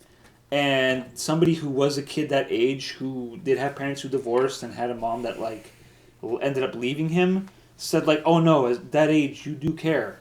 It's weird that he doesn't, and I think it's because it's something that just fell to the wayside because of his focus so much on the parents in this one, on the specifically adults. Adam Driver's character. Because here's the thing, you don't have a trumpet minigame for nothing. Yeah, that's why I hate and like playing through his side of the story, because I like the trumpet minigame, but at the same time, I don't like. I don't want to be given I don't like watching the cutscene where he tells Scarlett Johansson that he wishes she was dead. That is a pretty powerful scene. Yeah. And I just press skip on that scene, Brandon. I don't watch the cutscenes. Yeah. That's how I speedrun it. I ignore the cutscenes. I'd probably give I'll mention to The Irishman because I actually sat down and watched that 3.5 hour long. Oh, what? Movie. Don't be a baby. Fucking watch The Deer Hunter. I have it actually on DVD here. You know, I'll tell you what. I'll do you one better. I'm gonna watch the entirety of Waterworld. I'll do you one better. I'll watch the entirety of Until the End of the World. I'll do you one better. I'll watch a Ken Burns documentary. I'll do you one better. Satan Tango by Hungarian filmmaker Bela Tar. What the fuck is that? Exactly. Oh, You just made that up. No, it's not. It's real. Along with work with Meister Harmonies. Watch the 4-hour movie of Long Day's Journey to the Night, which came out this year. There's a lot of art house and foreign movies that are too long. Shout out to my man Lars von Trier. Nymphomaniac Part 1 and 2. Your weakest movies? I was about to say they're great films. Okay, I know you don't like Lars von Trier, but I do like some of his movies. Don't get me wrong. What's your favorite Trier movie? Maybe Breaking the Waves. That's fair. Yeah, and that's a rough movie to watch because there's a lot of rape in it. But it's weird. At the end of it, I cry. Shout out to Watch Mojo. We're like, foreign film that involves rape, controversial. I gotta put that on the controversial list. Actually, if you want to talk about controversial filmmakers, Gaspar Noé's film that came out this year, Climax, about the dancers. Everything he makes is controversial. Irreversible. Enter the Void is not controversial. What's the one where it's just straight up sex the whole time? Oh, Love. Yeah. Well, because it was in 3D. It was a 3D porno. He was ahead of the game. No, he wasn't. He was behind. They were making 3D pornos in the 60s and 70s. Oh, well, either way, Gaspar Noé's... Okay, his new movie Climax is about a bunch of dancers who reunite in the 90s to do like a practice, and then their punch bowl gets spiked with LSD, and they all have it turns into an after-school special about the dangers of LSD. I still think Gaspar Noé's Irreversible is probably one of my favorite movies he's done. Fucking A! Why would you say that out loud? It's like saying, oh, Solo, one of my favorite movies of all time. Well, it's not like we've seen it twice. I've seen Solo 3 times. I've seen it twice. Fucking A! The whole time you're watching, it's like, Pasolini, why? Personally, why'd you do this, man? Because I was depressed, and I didn't know it would be my last movie before I was murdered violently. Yeah, Lars von Trier's Depression trilogy, Antichrist, the Nymphomaniac movies, Melancholia. and Melancholia. The best one of the 3, I think. Oh, wow. In my opinion. What about the one he made this year, The House That Jack Built? Where, What, Jack Nicholson built a house? No, it's about a serial killer. Oh. You like serial killers. You should probably watch that movie. No, I don't. Your wife does. No, she doesn't. She hates them. Oh. She just likes crime stories. Anyways, specifically the series American Crime Story. Okay. So another one that's on, so the last 2 on my list which are part of my feel good trilogy of films this year. Blinded by the Light, which is a movie about some Pakistani kid in the 1980s. He's down on his luck. He's got a strict dad. He feels out of place a lot, and then he goes to. It's the end of summer. He's going back to school. He runs into a friend who's a Sikh. His friend introduced him to the boss, Bruce Springsteen, and his life changes. And pretty much because it's a movie that perfectly captures the moment where you listen to an artist and their music changes your worldview in life. You're like, oh my god, I didn't know music could. Literally, there's a piece of dialogue in the movie where the main character says, "I didn't know music could be like this." It's just like, that's it. I remember being that age and listening to an artist that fucking changed my world. You know? Who changed the world? Probably. Fuck you. Probably Neil Young. But yeah, it's great. It perfectly captures it, and it reignited my love for Bruce Springsteen. After that movie came out, I started listening to a lot more stuff to albums that I'd forgotten about. Yeah, I feel that. Hatsune Miku changed my life. I didn't know someone so fucking fake can be so beautiful at the same time. Yeah, talk to David Letterman, his waifu. Her husband though. Wait, I thought Miku's husbando was the CEO of Domino's. But didn't some talk show hosts have her on as like a guest though? Wasn't it David Letterman? I think it was the Daily Show. No. It's either David Letterman or Jay Leno. Look that up while I read my last feel good Hey, movie. it's Tsunamiku. Hey, sing one of your songs. Damn right, we don't have time for that. Anyways, here's my new car. Okay. And then, so Mile by Light perfectly captures that moment in every young person's life where a piece of music changes their, like, everything, and it perfectly captures that sense of feeling, as well as, like, that moment where it stops ringing a little true, but you still love it. Yeah, okay, hold on, sorry to interrupt you. 6 years ago, Hatsune Miku was on David Letterman. Yeah. Is that it? Okay. You made that joke that the CEO of Pizza Hut or Domino's. Domino's and David Letterman fight over Miku, man. Yeah.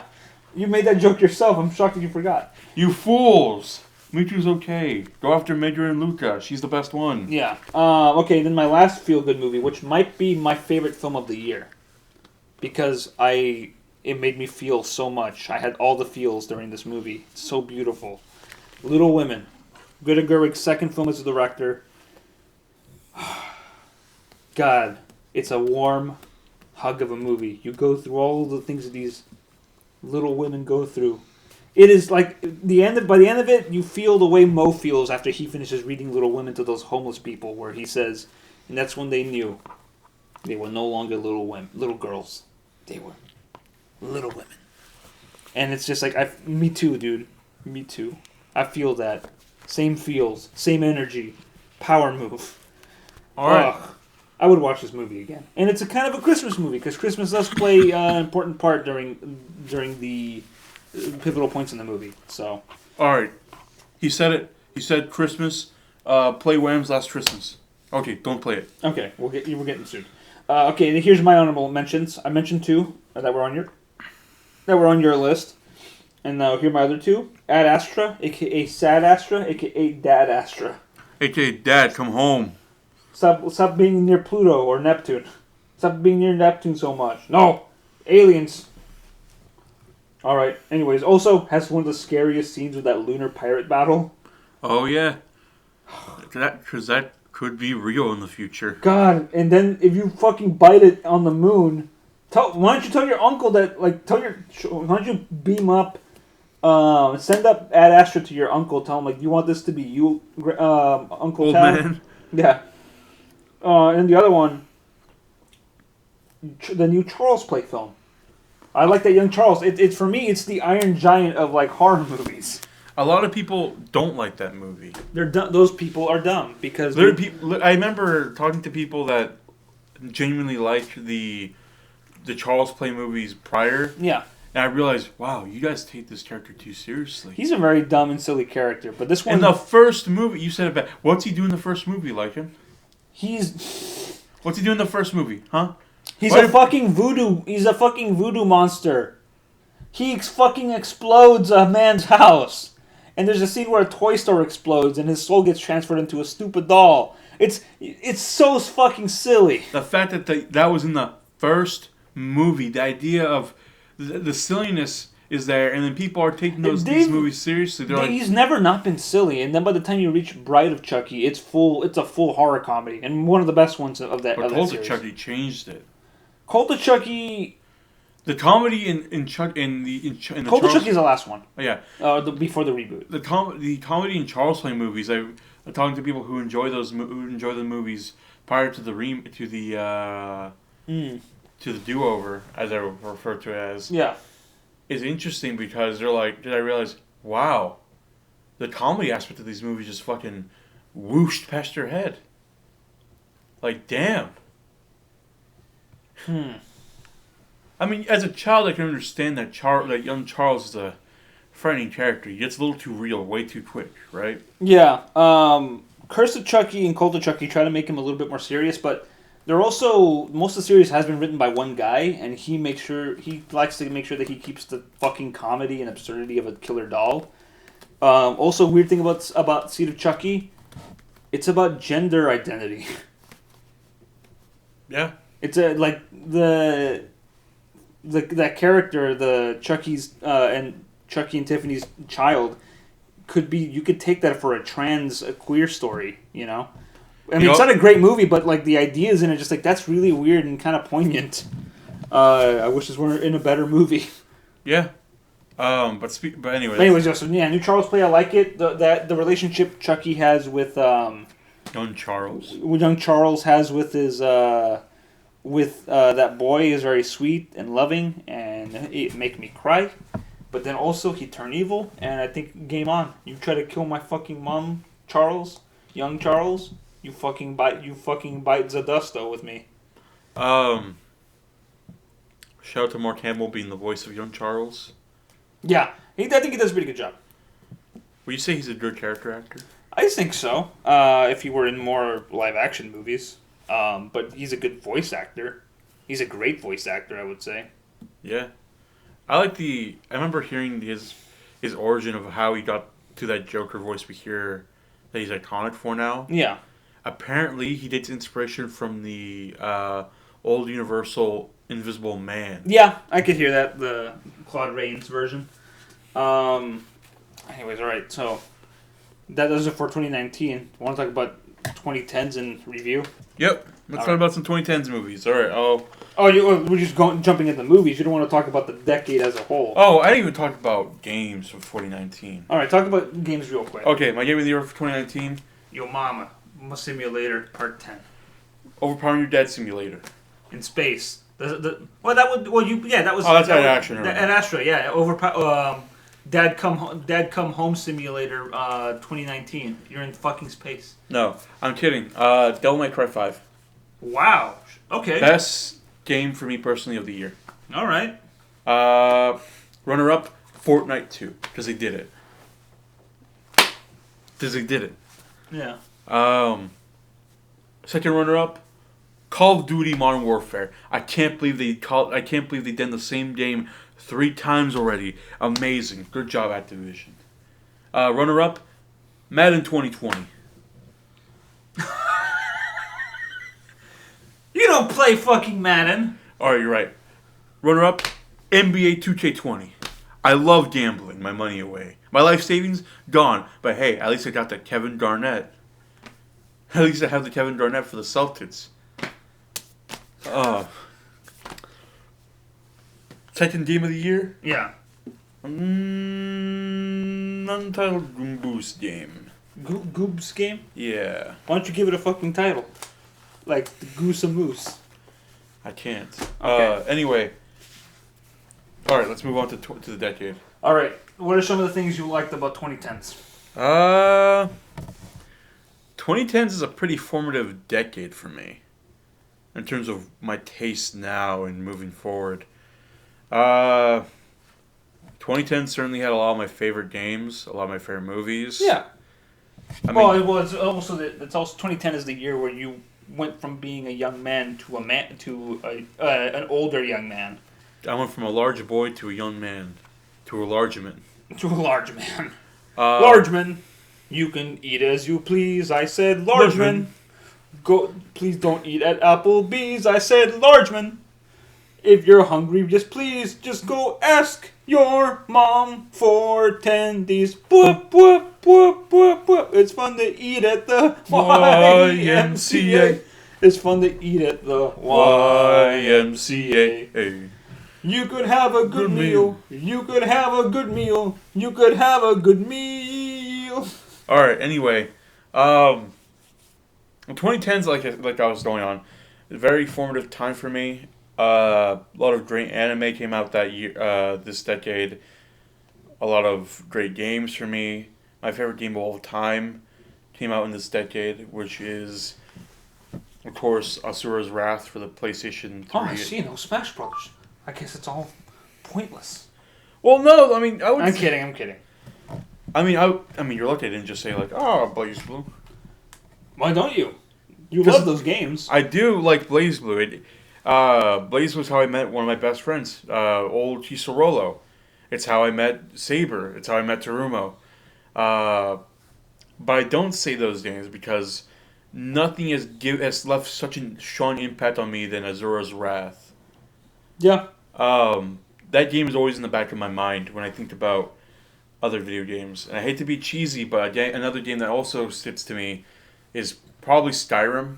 I think a lot about Skyrim sometimes and how You're trying to make those lavender potions. I gotta make the lavender potions, guys. I gotta go climb the mountain with my horse, okay? I gotta get the horse DLC. This horse does not have any self-preservation.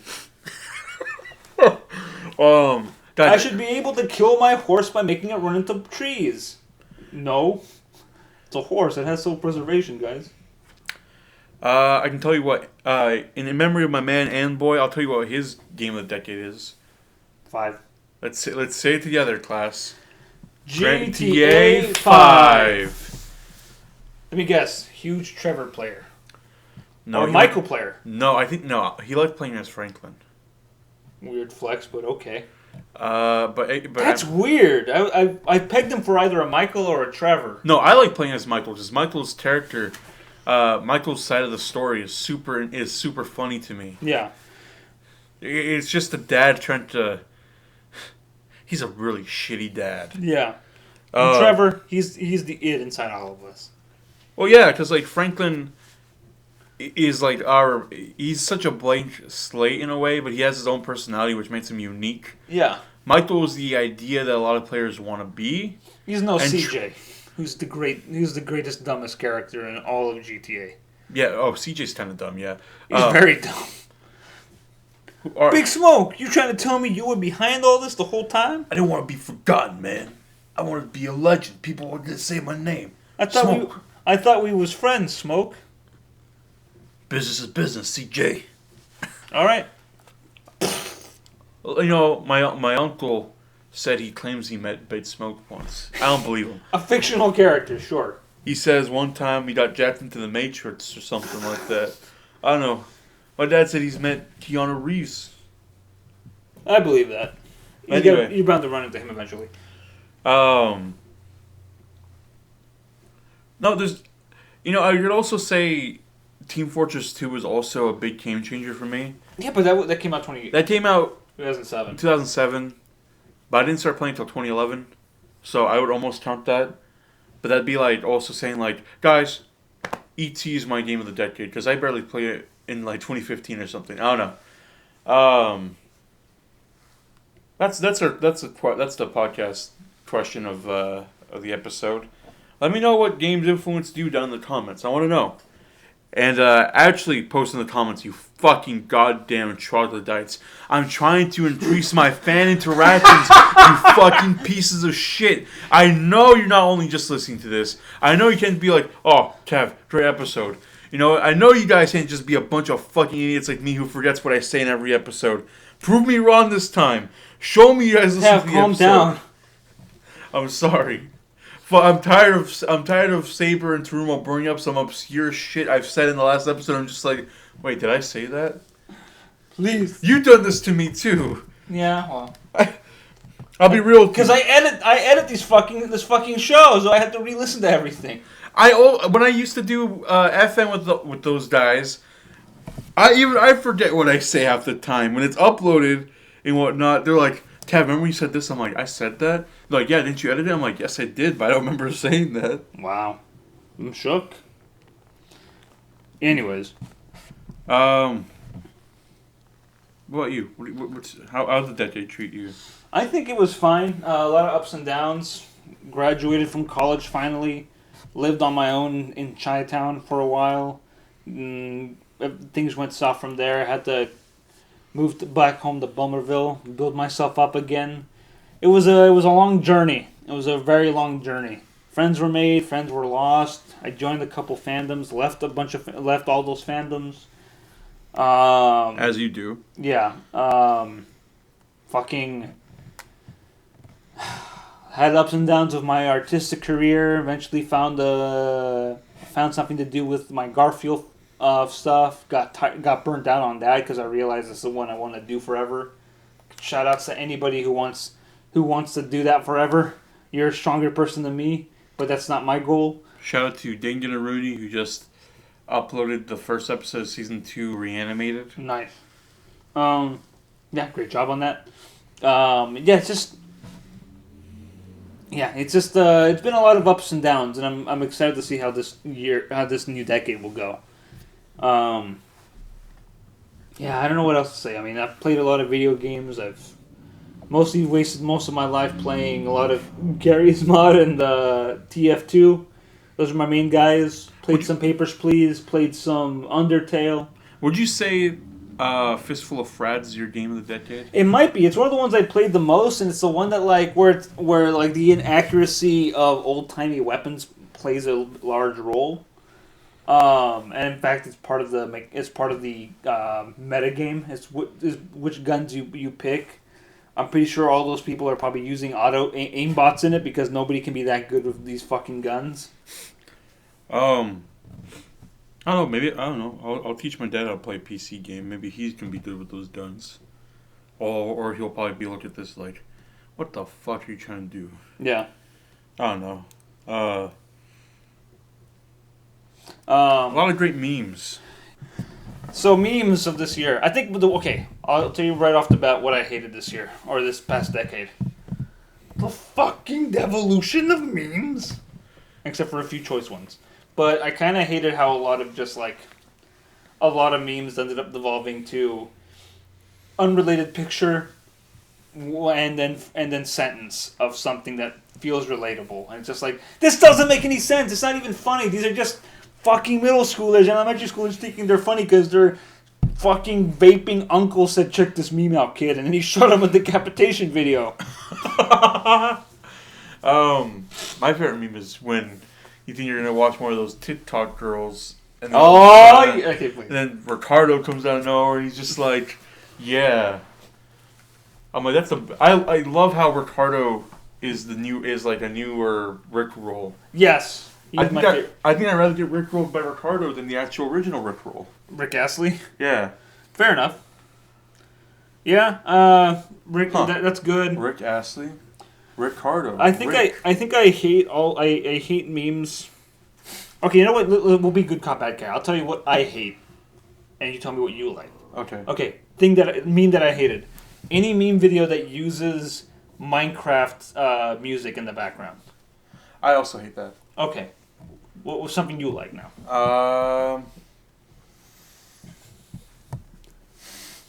Come on. Something I liked, huh? Boys bathroom meme. That boys' bathroom meme gets me pretty good because like it'll be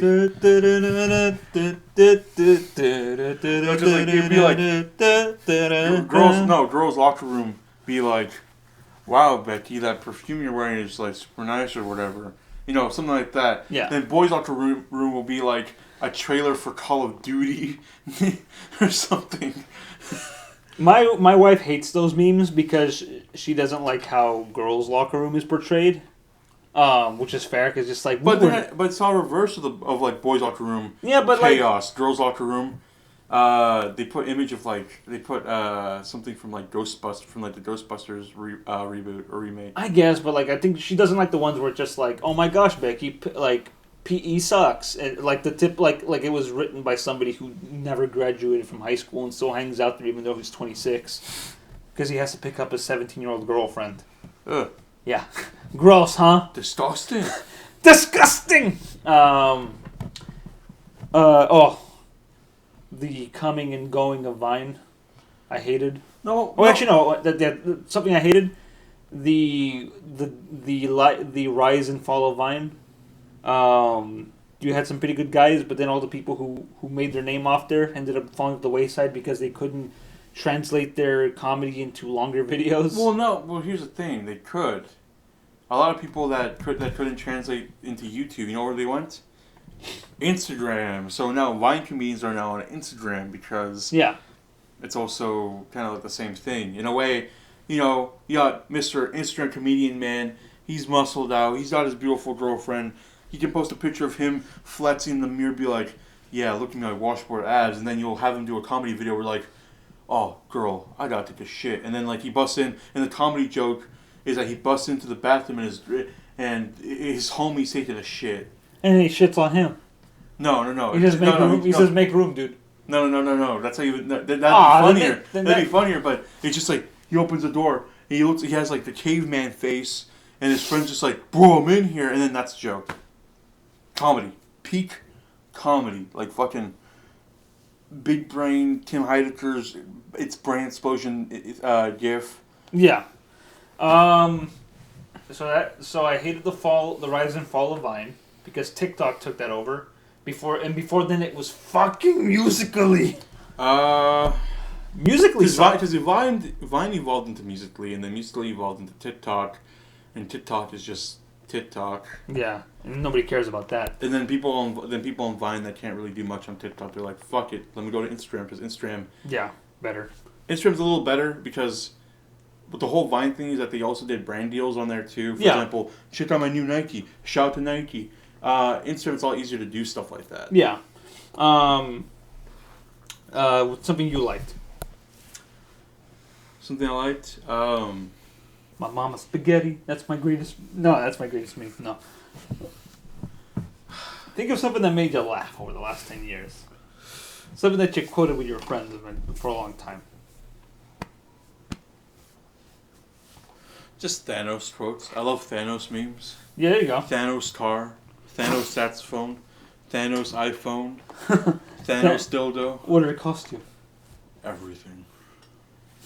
You know. Yeah. Gone. Reduced to atoms. It's amazing you can have a meme within 2 years rise up so much. Well, you said it best. For your generation, you guys had Heath Ledger Joker. Yeah, doing kick flips over Batman. For my generation, we had Thanos, and now Joaquin Phoenix Joker. Yeah, and now we have... How about another scoop, Murray? No, I don't want another scoop. No, I'm tired of these damn scoops. I'm tired of these damn ice creams. Come on, it's vanilla. Yeah, all right. That's a wholesome meme. How about another plate, Murray? At the buffet. The Joker and Franklin Murray at the buffet. How about another plate, Murray? No, I've had enough with these damn plates. I'll do you one better. You want to describe the episode of H3 podcast I told you about Trisha Paytas? Yeah. Ethan Klein is Franklin Murray. Uh-huh. Trish Paytas is Joaquin Phoenix Joker. Okay. That's the best description of that episode. Why is he still alive then, Ethan? Because Trish Paytas didn't come packing heat. Yeah, well, he'll save that for when iDubbbz comes back. He was bound to kill someone eventually. How about? I see a school shooting in his future. He doesn't even go to school anymore. Hey Ethan, how about another joke? No, iDubbbz, I don't want to be demonetized.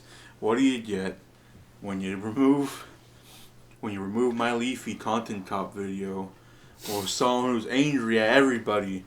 I'll tell you what you get, Ethan. A bullet to the head, and then he shoots Ethan Klein, and it was the best episode of the podcast. Yeah. Then Ethan is replaced by Papa John's, and it becomes the P3 podcast. I want more Busty Cougars. I need more Busty Cougars and pizza in here. Shout out to my man, Papa John's. So you're 40, huh? You've got large tits. Well, how big are those? Double D, 40? What size of pizza, honey? Shout out to my man, Papa John's, on Denny's divorce. I'm glad that he's going to be back out there. I'm so happy. I'm happy for his wife. She doesn't have to eat pizzas every day. I'm happy for the citizens of St. Louis who get to see Papa John's in his fake ass Papa John. He's wearing fake. He's wearing just. He's not. He can wear the red button-up shirt, but it's got like a different logo on it. Shout out to that grease ball walking around. How about another slice, Murray? How about another slice, Ethan? No, Papa, I'm good.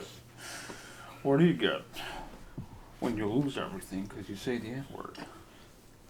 Oh, We're someone who's playing the Day of Reckoning. Who's waiting for that Day of Reckoning? Stay tuned. He just walks away. He didn't even kill Ethan. He didn't even give him another slice. What the fuck? All right. Okay, we talked enough about these fucking memes. No. I got one more. All right. The Gotchi Moochie memes. Oh, thank you. That's the memes of the decade. Gay porn remixes. I love it. All right. Gay wrestling porn. Okay. Let's transition to the final part of this 2-hour plus, this almost 2-hour podcast. Favorite films of the past decade. I got my 10. I know you have like 60, essentially. Kinda. I need you to pick one from each decade that got you hard the most. Okay. Favorite pornos of the decade, Tav. First, Let me say my number one. My number one movie of the decade. No, that came out in 99. Oh. My number one movie of this decade, Jon Favreau's Chef. I'm proud of you. I gotta do it for Favreau. I gotta do it for Chef John. I don't have a favorite of the decade. It's hard because these are all my favorites, but my first one on the list, not my number one, but just the first one I wrote down, Inside Llewyn Davis. This movie really, it came at a point where I felt like I was in Llewyn's shoes and creatively. You kind of look like Llewyn. Creatively and whatnot, like at a point where like it's a profile of a artist who's just good. He's not great. He's just mediocre. And having a movie about this guy who will not succeed and never be a big name, and the struggles of that, I think, is just as important as the success stories. And seeing that struggle on screen be brought up is just, for me, did it. So that's my first one. What's your next one? Swiss Army Man.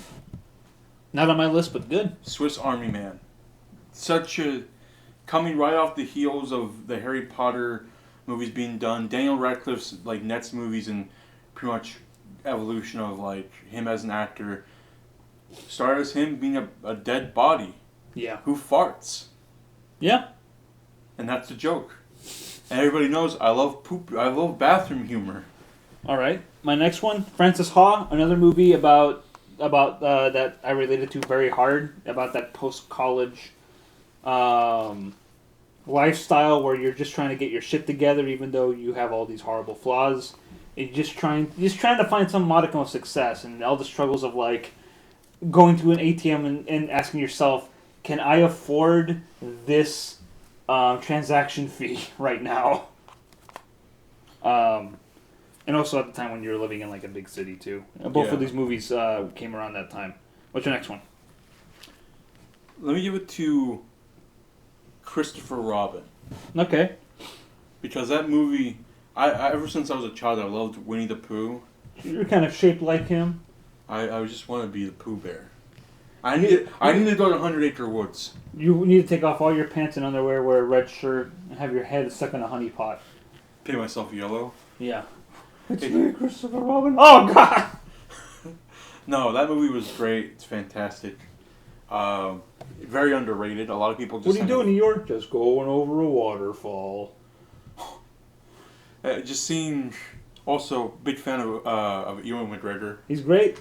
Yeah. My next one, Scott Pilgrim versus the World. I saw that movie 3 times in the theater, which is fucking shocking because I can't remember the last time I saw a movie that much. I'll see a movie at least twice, but I don't think I've ever gone to the lengths of like seeing it like 3 times. But fucking love that movie.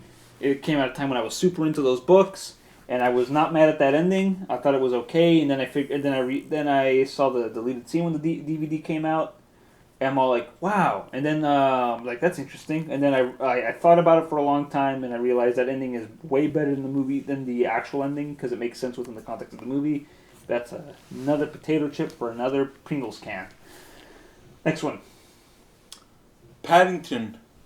Yes, I'm shocked that wasn't on my list at all. So if I had to speak, I mean, I could see that both Paddington movies share the same spot. You got to think for these children's movies about bears. God damn it! That's my secret the whole time. If there's a bear character in a children's movie, then I'm already like, sign me up, baby. But hey, well, you didn't like the Golden Compass. That's got a polar bear in it. Fuck that movie. Have you seen the HBO show? No, I'm not. Okay, fair enough. All right. Watching. And you got anything else to say about Paddington? 2? Paddington 2 specifically. Both movies are great. Paddington 2 is probably the best one in my opinion out of both those movies.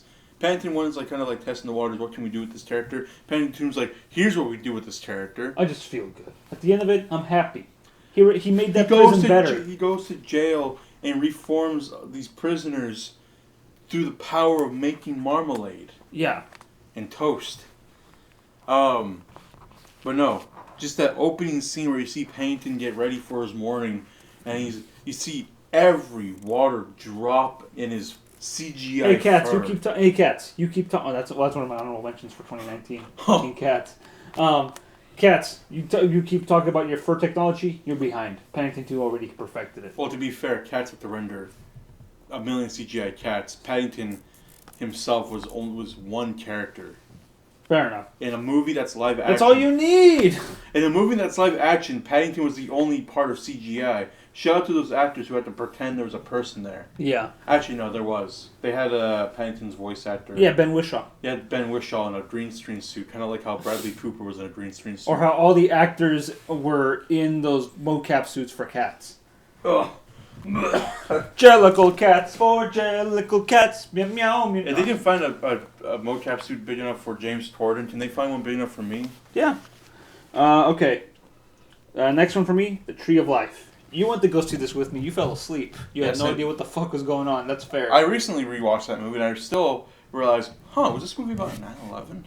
No. Most of it takes place in the 50s. Was this movie about It's about life and death?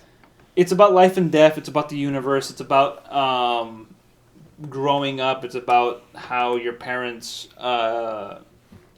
influence played an important role in your life. It's about dealing with like growing up and having a strict father and a loving mother in Texas. It essentially connects to the beginning of the universe in some bizarre way. It's about everything, and it's about personal things. It's universal and personal. It's everything. Nostalgia Critic, I would like to request that you take your video down that says, "Is the Tree of Life full of shit?" Because I know for a fact you did not title that originally when you had it on Blip TV. Rest in peace, Blip TV. You died this decade too. When did that start up? Also 2010s? No. I believe, yeah. Okay. 2011. All right, next one for you. What number are we on? I don't know. Because we said 10. All right. Let's see. I'm on 5. Okay, cool. So, you just did your 5th, right? Okay, Yes. so this is 6. No, because you've been going after me. So this is your 5th. Dragon Ball Super Broly. There you go.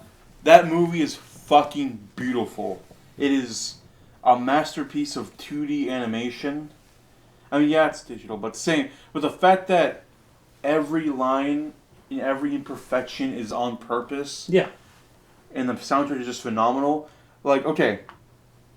I love hearing about the soundtrack for this movie because the composer, to get inspiration for the music, he looked at videos of live showings of Dragon Ball Super's finale in Latin America, where they're chanting the characters' names, which is where we get the chanting from in the soundtrack during the fights. Nice.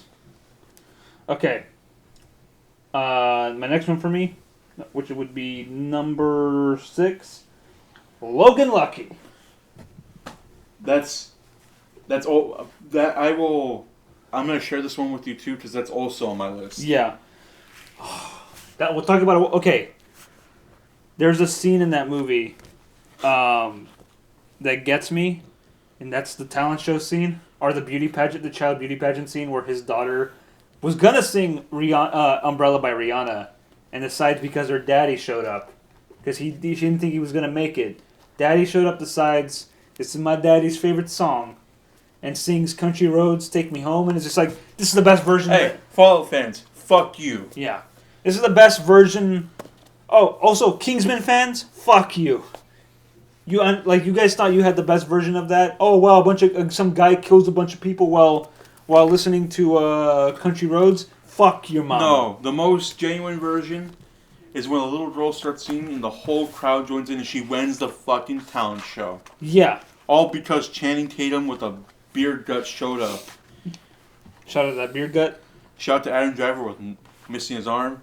Shout out to Daniel Craig's. Oh, yeah, that's Shout right. out to Daniel Craig's fucking character in that movie. Yeah. What was his name? Johnny. I forget his name. But he's so good, but he's potassium chloride. Can't Fake have salt. Fake salt. Gummy bears. God, those scumbag guys. That toilet seat. God, it's such a good feel good. That's a good feel good movie there too. Yeah, it's also the Ocean's movie, but for hillbillies. Yeah, they even joke about it in the movie, like what they're calling Ocean's 7-Eleven. All right. Joe Bang. That was Joe Bang. Because it stars Safecracker. It stars Adam Driver, Channing Tatum, and Daniel Craig. Adam Driver and Channing Tatum as brothers, Clyde and Jimmy Also, Logan. Seth MacFarlane's in there as a really shitty NASCAR manager. Matt's Chilbane. Yeah. Anyways, okay. Since we shared Logan Lucky, let me go on with my next one, which is I'm cheating because it's a tie because they're both by the same director. It's Such a Beautiful Day and World of Tomorrow by Don Hertzfeldt. Probably my favorite animation films of the last decade. They make me cry. They make me feel things. There is a great bit of dialogue in there that's said by a little girl after this character goes on a big speech about how she because she's so far removed from her original organic form. She's talked about how like sometimes at night she lets us sit in the dark and feel bad, and then her ancestor, who's this little girl, chimes in and says, "You missed him," and then you cut to her descendant having some twitchy blinking, and because she realized, holy shit, that is a feeling I have. But then also she realized she can't comprehend those feelings, to which she says, "I don't know how to comprehend those feelings anymore." It's just great. And then also when you have the end of It's Such a Beautiful Day, after this character goes through all this horrible shit, having it end that way is so beautiful. Even though some people would say it's a fucking cop-out, it's like, fuck you. It's beautiful, you idiots. Fuck you. Wario, fuck your mama. Yeah. What's your 6? I mean, what's your 7? Let me give it to Me and Earl and the Dying Girl. That is one of my favorites. I thought about putting that on my list. I almost did. Is it honorable? I don't have an honorable mentions for this one. Okay, but it was in your thoughts. Yeah. Great movie. Great movie. Better book. Some would argue better book. Yeah. I read the book after watching the movie. Oh, sorry. This was my This was my 6. So you're on your 6. Okay, but yeah, Me and Earl, Dying Girl. Fantastic coming of age movie. And it plays with cinema pretty well too. I like that it doesn't. It's a movie made by movie lovers Shout out to Criterion for pretty much turning into a good big commercial for their label. Also, all the parodies in there are great. 400 Bros. The 400 Bros. 2:35 p.m. Cowboy made me laugh so hard, and I don't know why. Just seeing that, just like that. God damn it.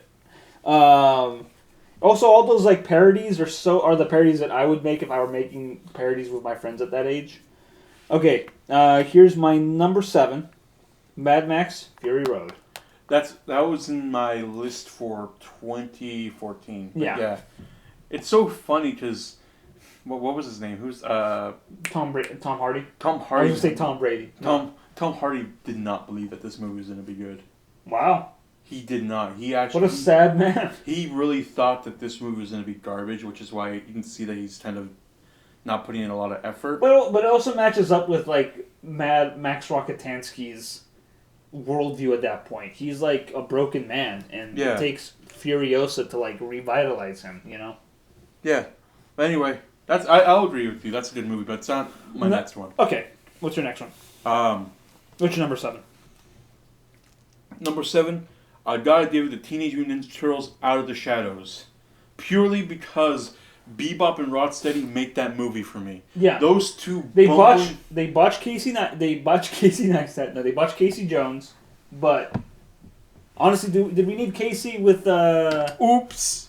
We had Casey back in the 80s with the original Turtle movie. Yeah. So I'm willing to take a shot, take a hit on Casey if we got a definitive Bebop and Rocksteady. When that movie came out for like the year after that, I would constantly be quoting anything those two fucking idiots said. Also, shout out to Seamus for being a Rhino Man.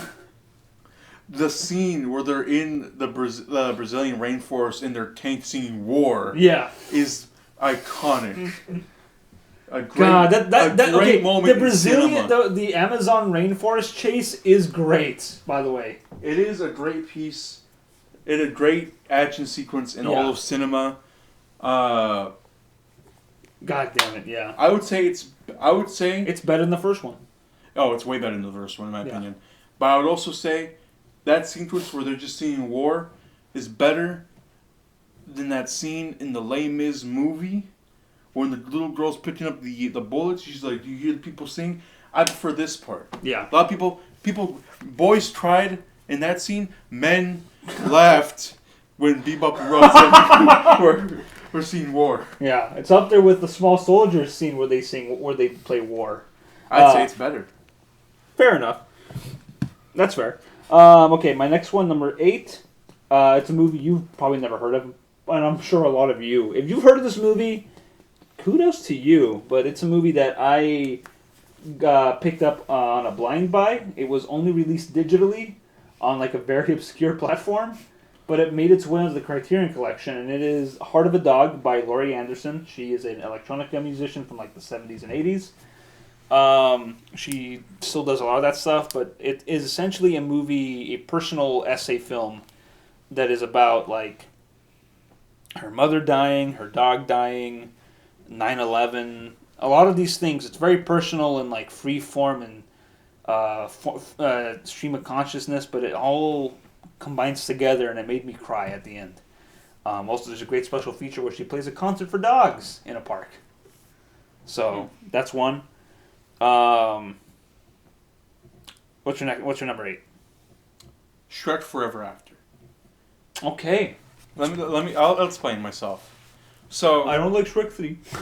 I mean that's a given. But here's the thing: you have Even the scene where the Cyclops rips off the stamps and mails it anyways.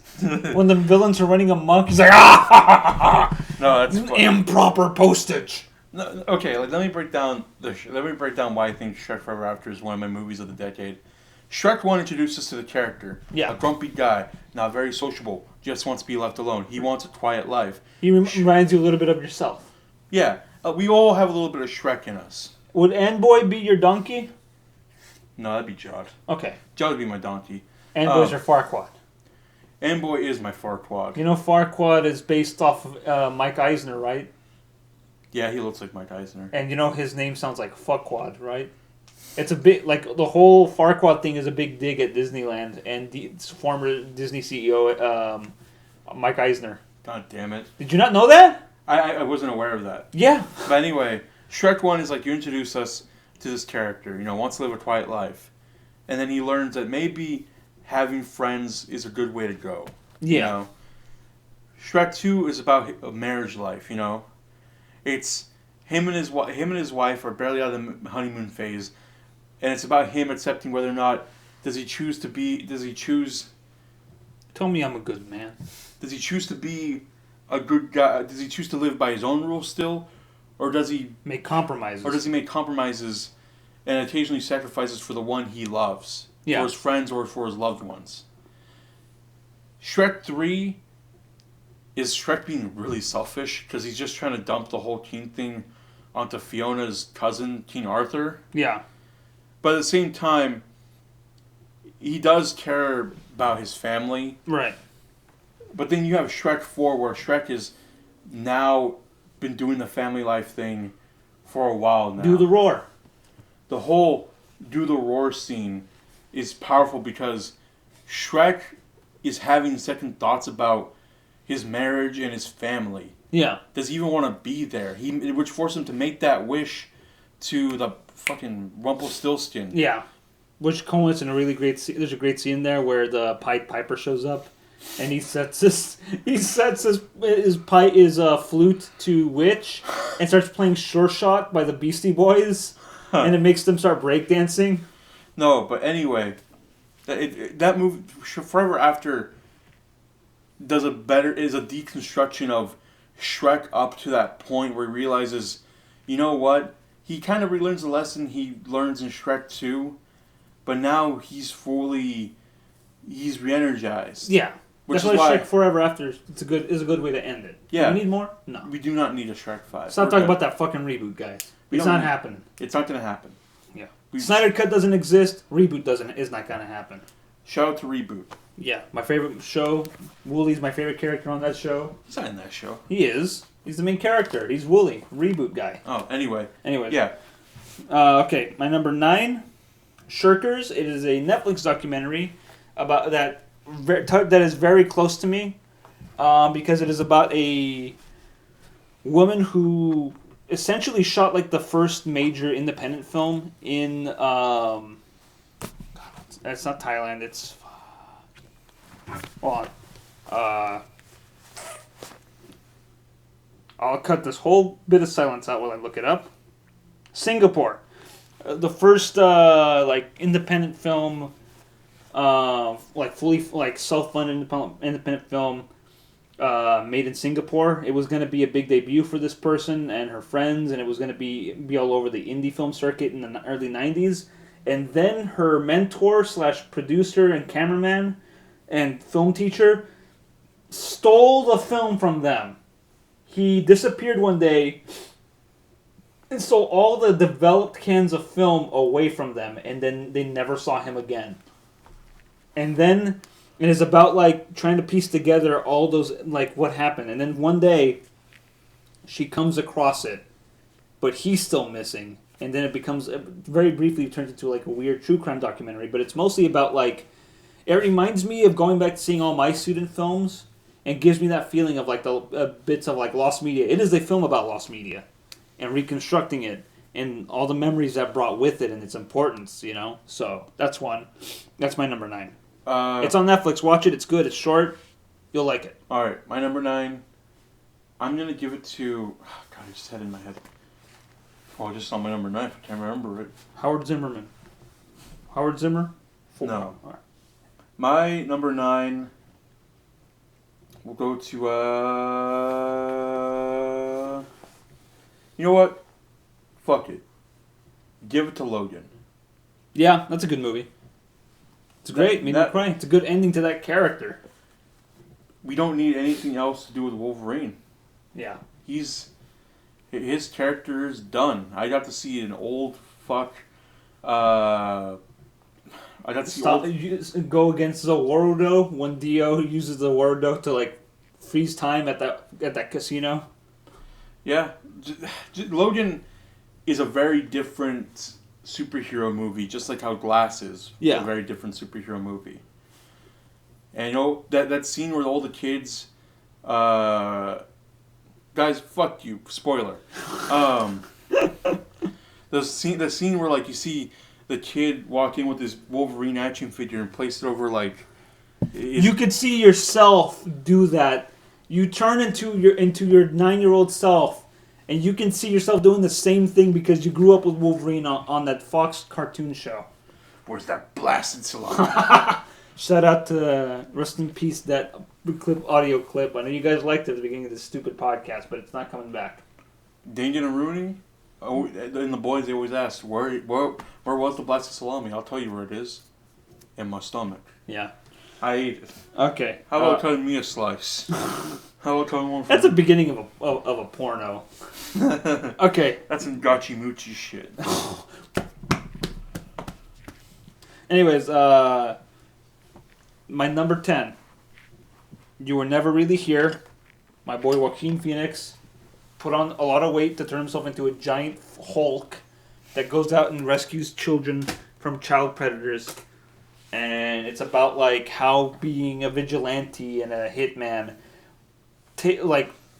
has its toll on you. In fact, it's a lot of its same beats are very similar to Joker. He's a man who's depressed and not living a great life, who lives with his mother, but they have a better relationship than the Joker has in Joker. And this is a better movie than that, anyways. But it's also a movie that, much like other movies I've talked about on this podcast, goes against the grain. It doesn't give you the thing it wants because it knows.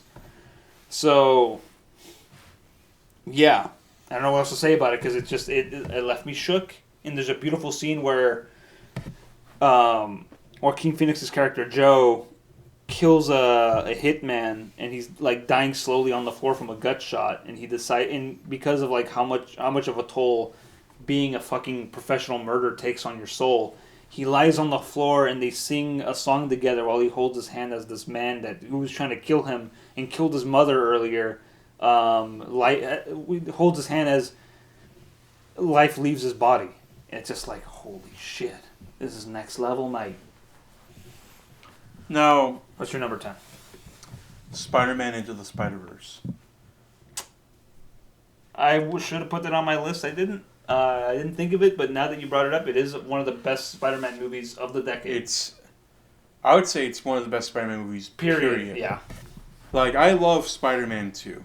Yeah. I think Spider-Man Homecoming is a great starting point for MCU Spidey. Yeah. But seeing the teacher-student relationship between Peter B. Parker and Miles Morales, and all these Spider-Men team up, and Miles learning that hey, Spider-Man Noir getting a Rubik's Cube. Fucking I don't Peter Porker, the amazing Spider-Ham showing up. Of course, we have Penny Parker and Gwen Stacy. Yeah. Just like this whole, I would say it's an almost perfect movie for me. Yeah, I agree. And of course, we got the Kingpin. The best version of the Kingpin of all time. My uncle. Yeah. My uncle if he went bald. Yeah. I thought that was Boston Saber if he went bald. Oh, never mind. The Kingpin is just Boston Saber. Yeah. Tombstone's in the movie. Oh, I like Tombstone. I wish he did more. Octavia. Oh, yeah, Doc Ock. Their version of Doc Ock is pretty cool. She's great. God, it's just so good. It's funny. It's exciting. It's emotional. Like, do we got to bring up the part where his uncle dies? Or Miles' uncle dies? Because none of these Spider-Men can have uncles. I mean, for Gwen Stacy, it was her father. No, her father lived. Oh, you're right. It's her best friend, Peter, who dies. Who was the lizard. Yeah. But although I do like that scene where, for me, it was my uncle. And then for Spider-Man Noir, for me, it was my Uncle Benjamin. Yeah. Peter B., for me, it was my Uncle Ben. For me, it was my Uncle Benjamin. Hi, I'm Nicolas Cage. Look, I was both Superman and Spider-Man this year. It was Superman and Teen Titans Go to the Movies. Oh, yeah, you're right. What the fuck? He finally achieved his dream. Oh, Stan Lee was also in that movie. Hey, kids, it's me! Oh, rip Stan Lee. One of Stan Lee's best cameos was in Spider-Verse. Yeah. You don't get to wait. Sometimes you'll go into it. You'll go into it, and everyone does. And then it'll fit eventually. And then the sign. No refund. No returns. Rest in peace, you old man. Ye old man. You old gay. You old gay. Shout out to Street Fighter collab, one of the best worst collabs of all time. Disgusting. Hey, Guile. I'm gonna light punch forward, light kick, heavy punch into some pussy tonight. God damn it! I hate that version of Akuma. I like that Akuma. Somebody pointed out there's that infamous illustration of Akuma selling fruit. Infamous, iconic. That iconic illustration of Akuma doing his day job selling fruit. That same exact scene is in the Street Fighter 2 the animated movie. Yeah. You could see Akuma sitting by a wall selling fruit to some little kid as well. So, it's been confirmed. Akuma's day job, he's a fucking fruit vendor. He picks fruit. He sits down. Just because he likes to terrorize Ryu doesn't mean that he terrorizes other children. He's gotta have money to travel around. Can you imagine you're a TSA guy at an airport and you see Akuma roll in? He's never been on a plane, Tav. I think he has. He seems like a boat guy. It's easy to stow away on a boat or charter one. I want to see Akuma's passport.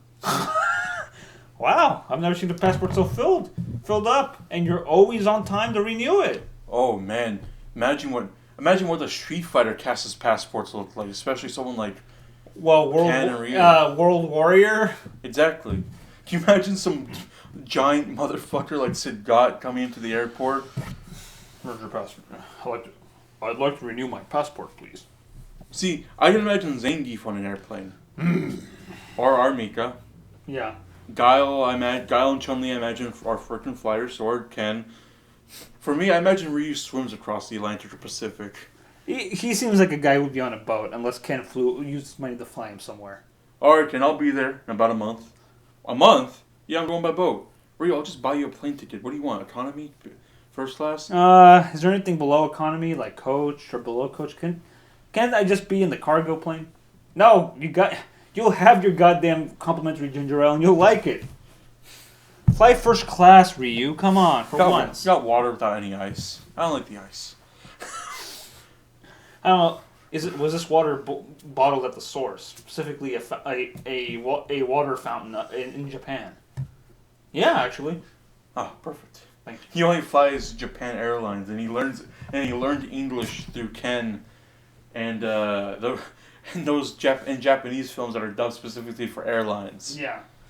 Very interesting history right there. But yeah, my favorite movie of all time, Street Fighter the movie. There you go. It made me a very happy man, Colonel Guile. Soon, I'll make you a dead one. Wait, you got paid? No, they didn't pay you. Son of a Carlos Blanca. Trying to have their cake and eat it too, guys, huh?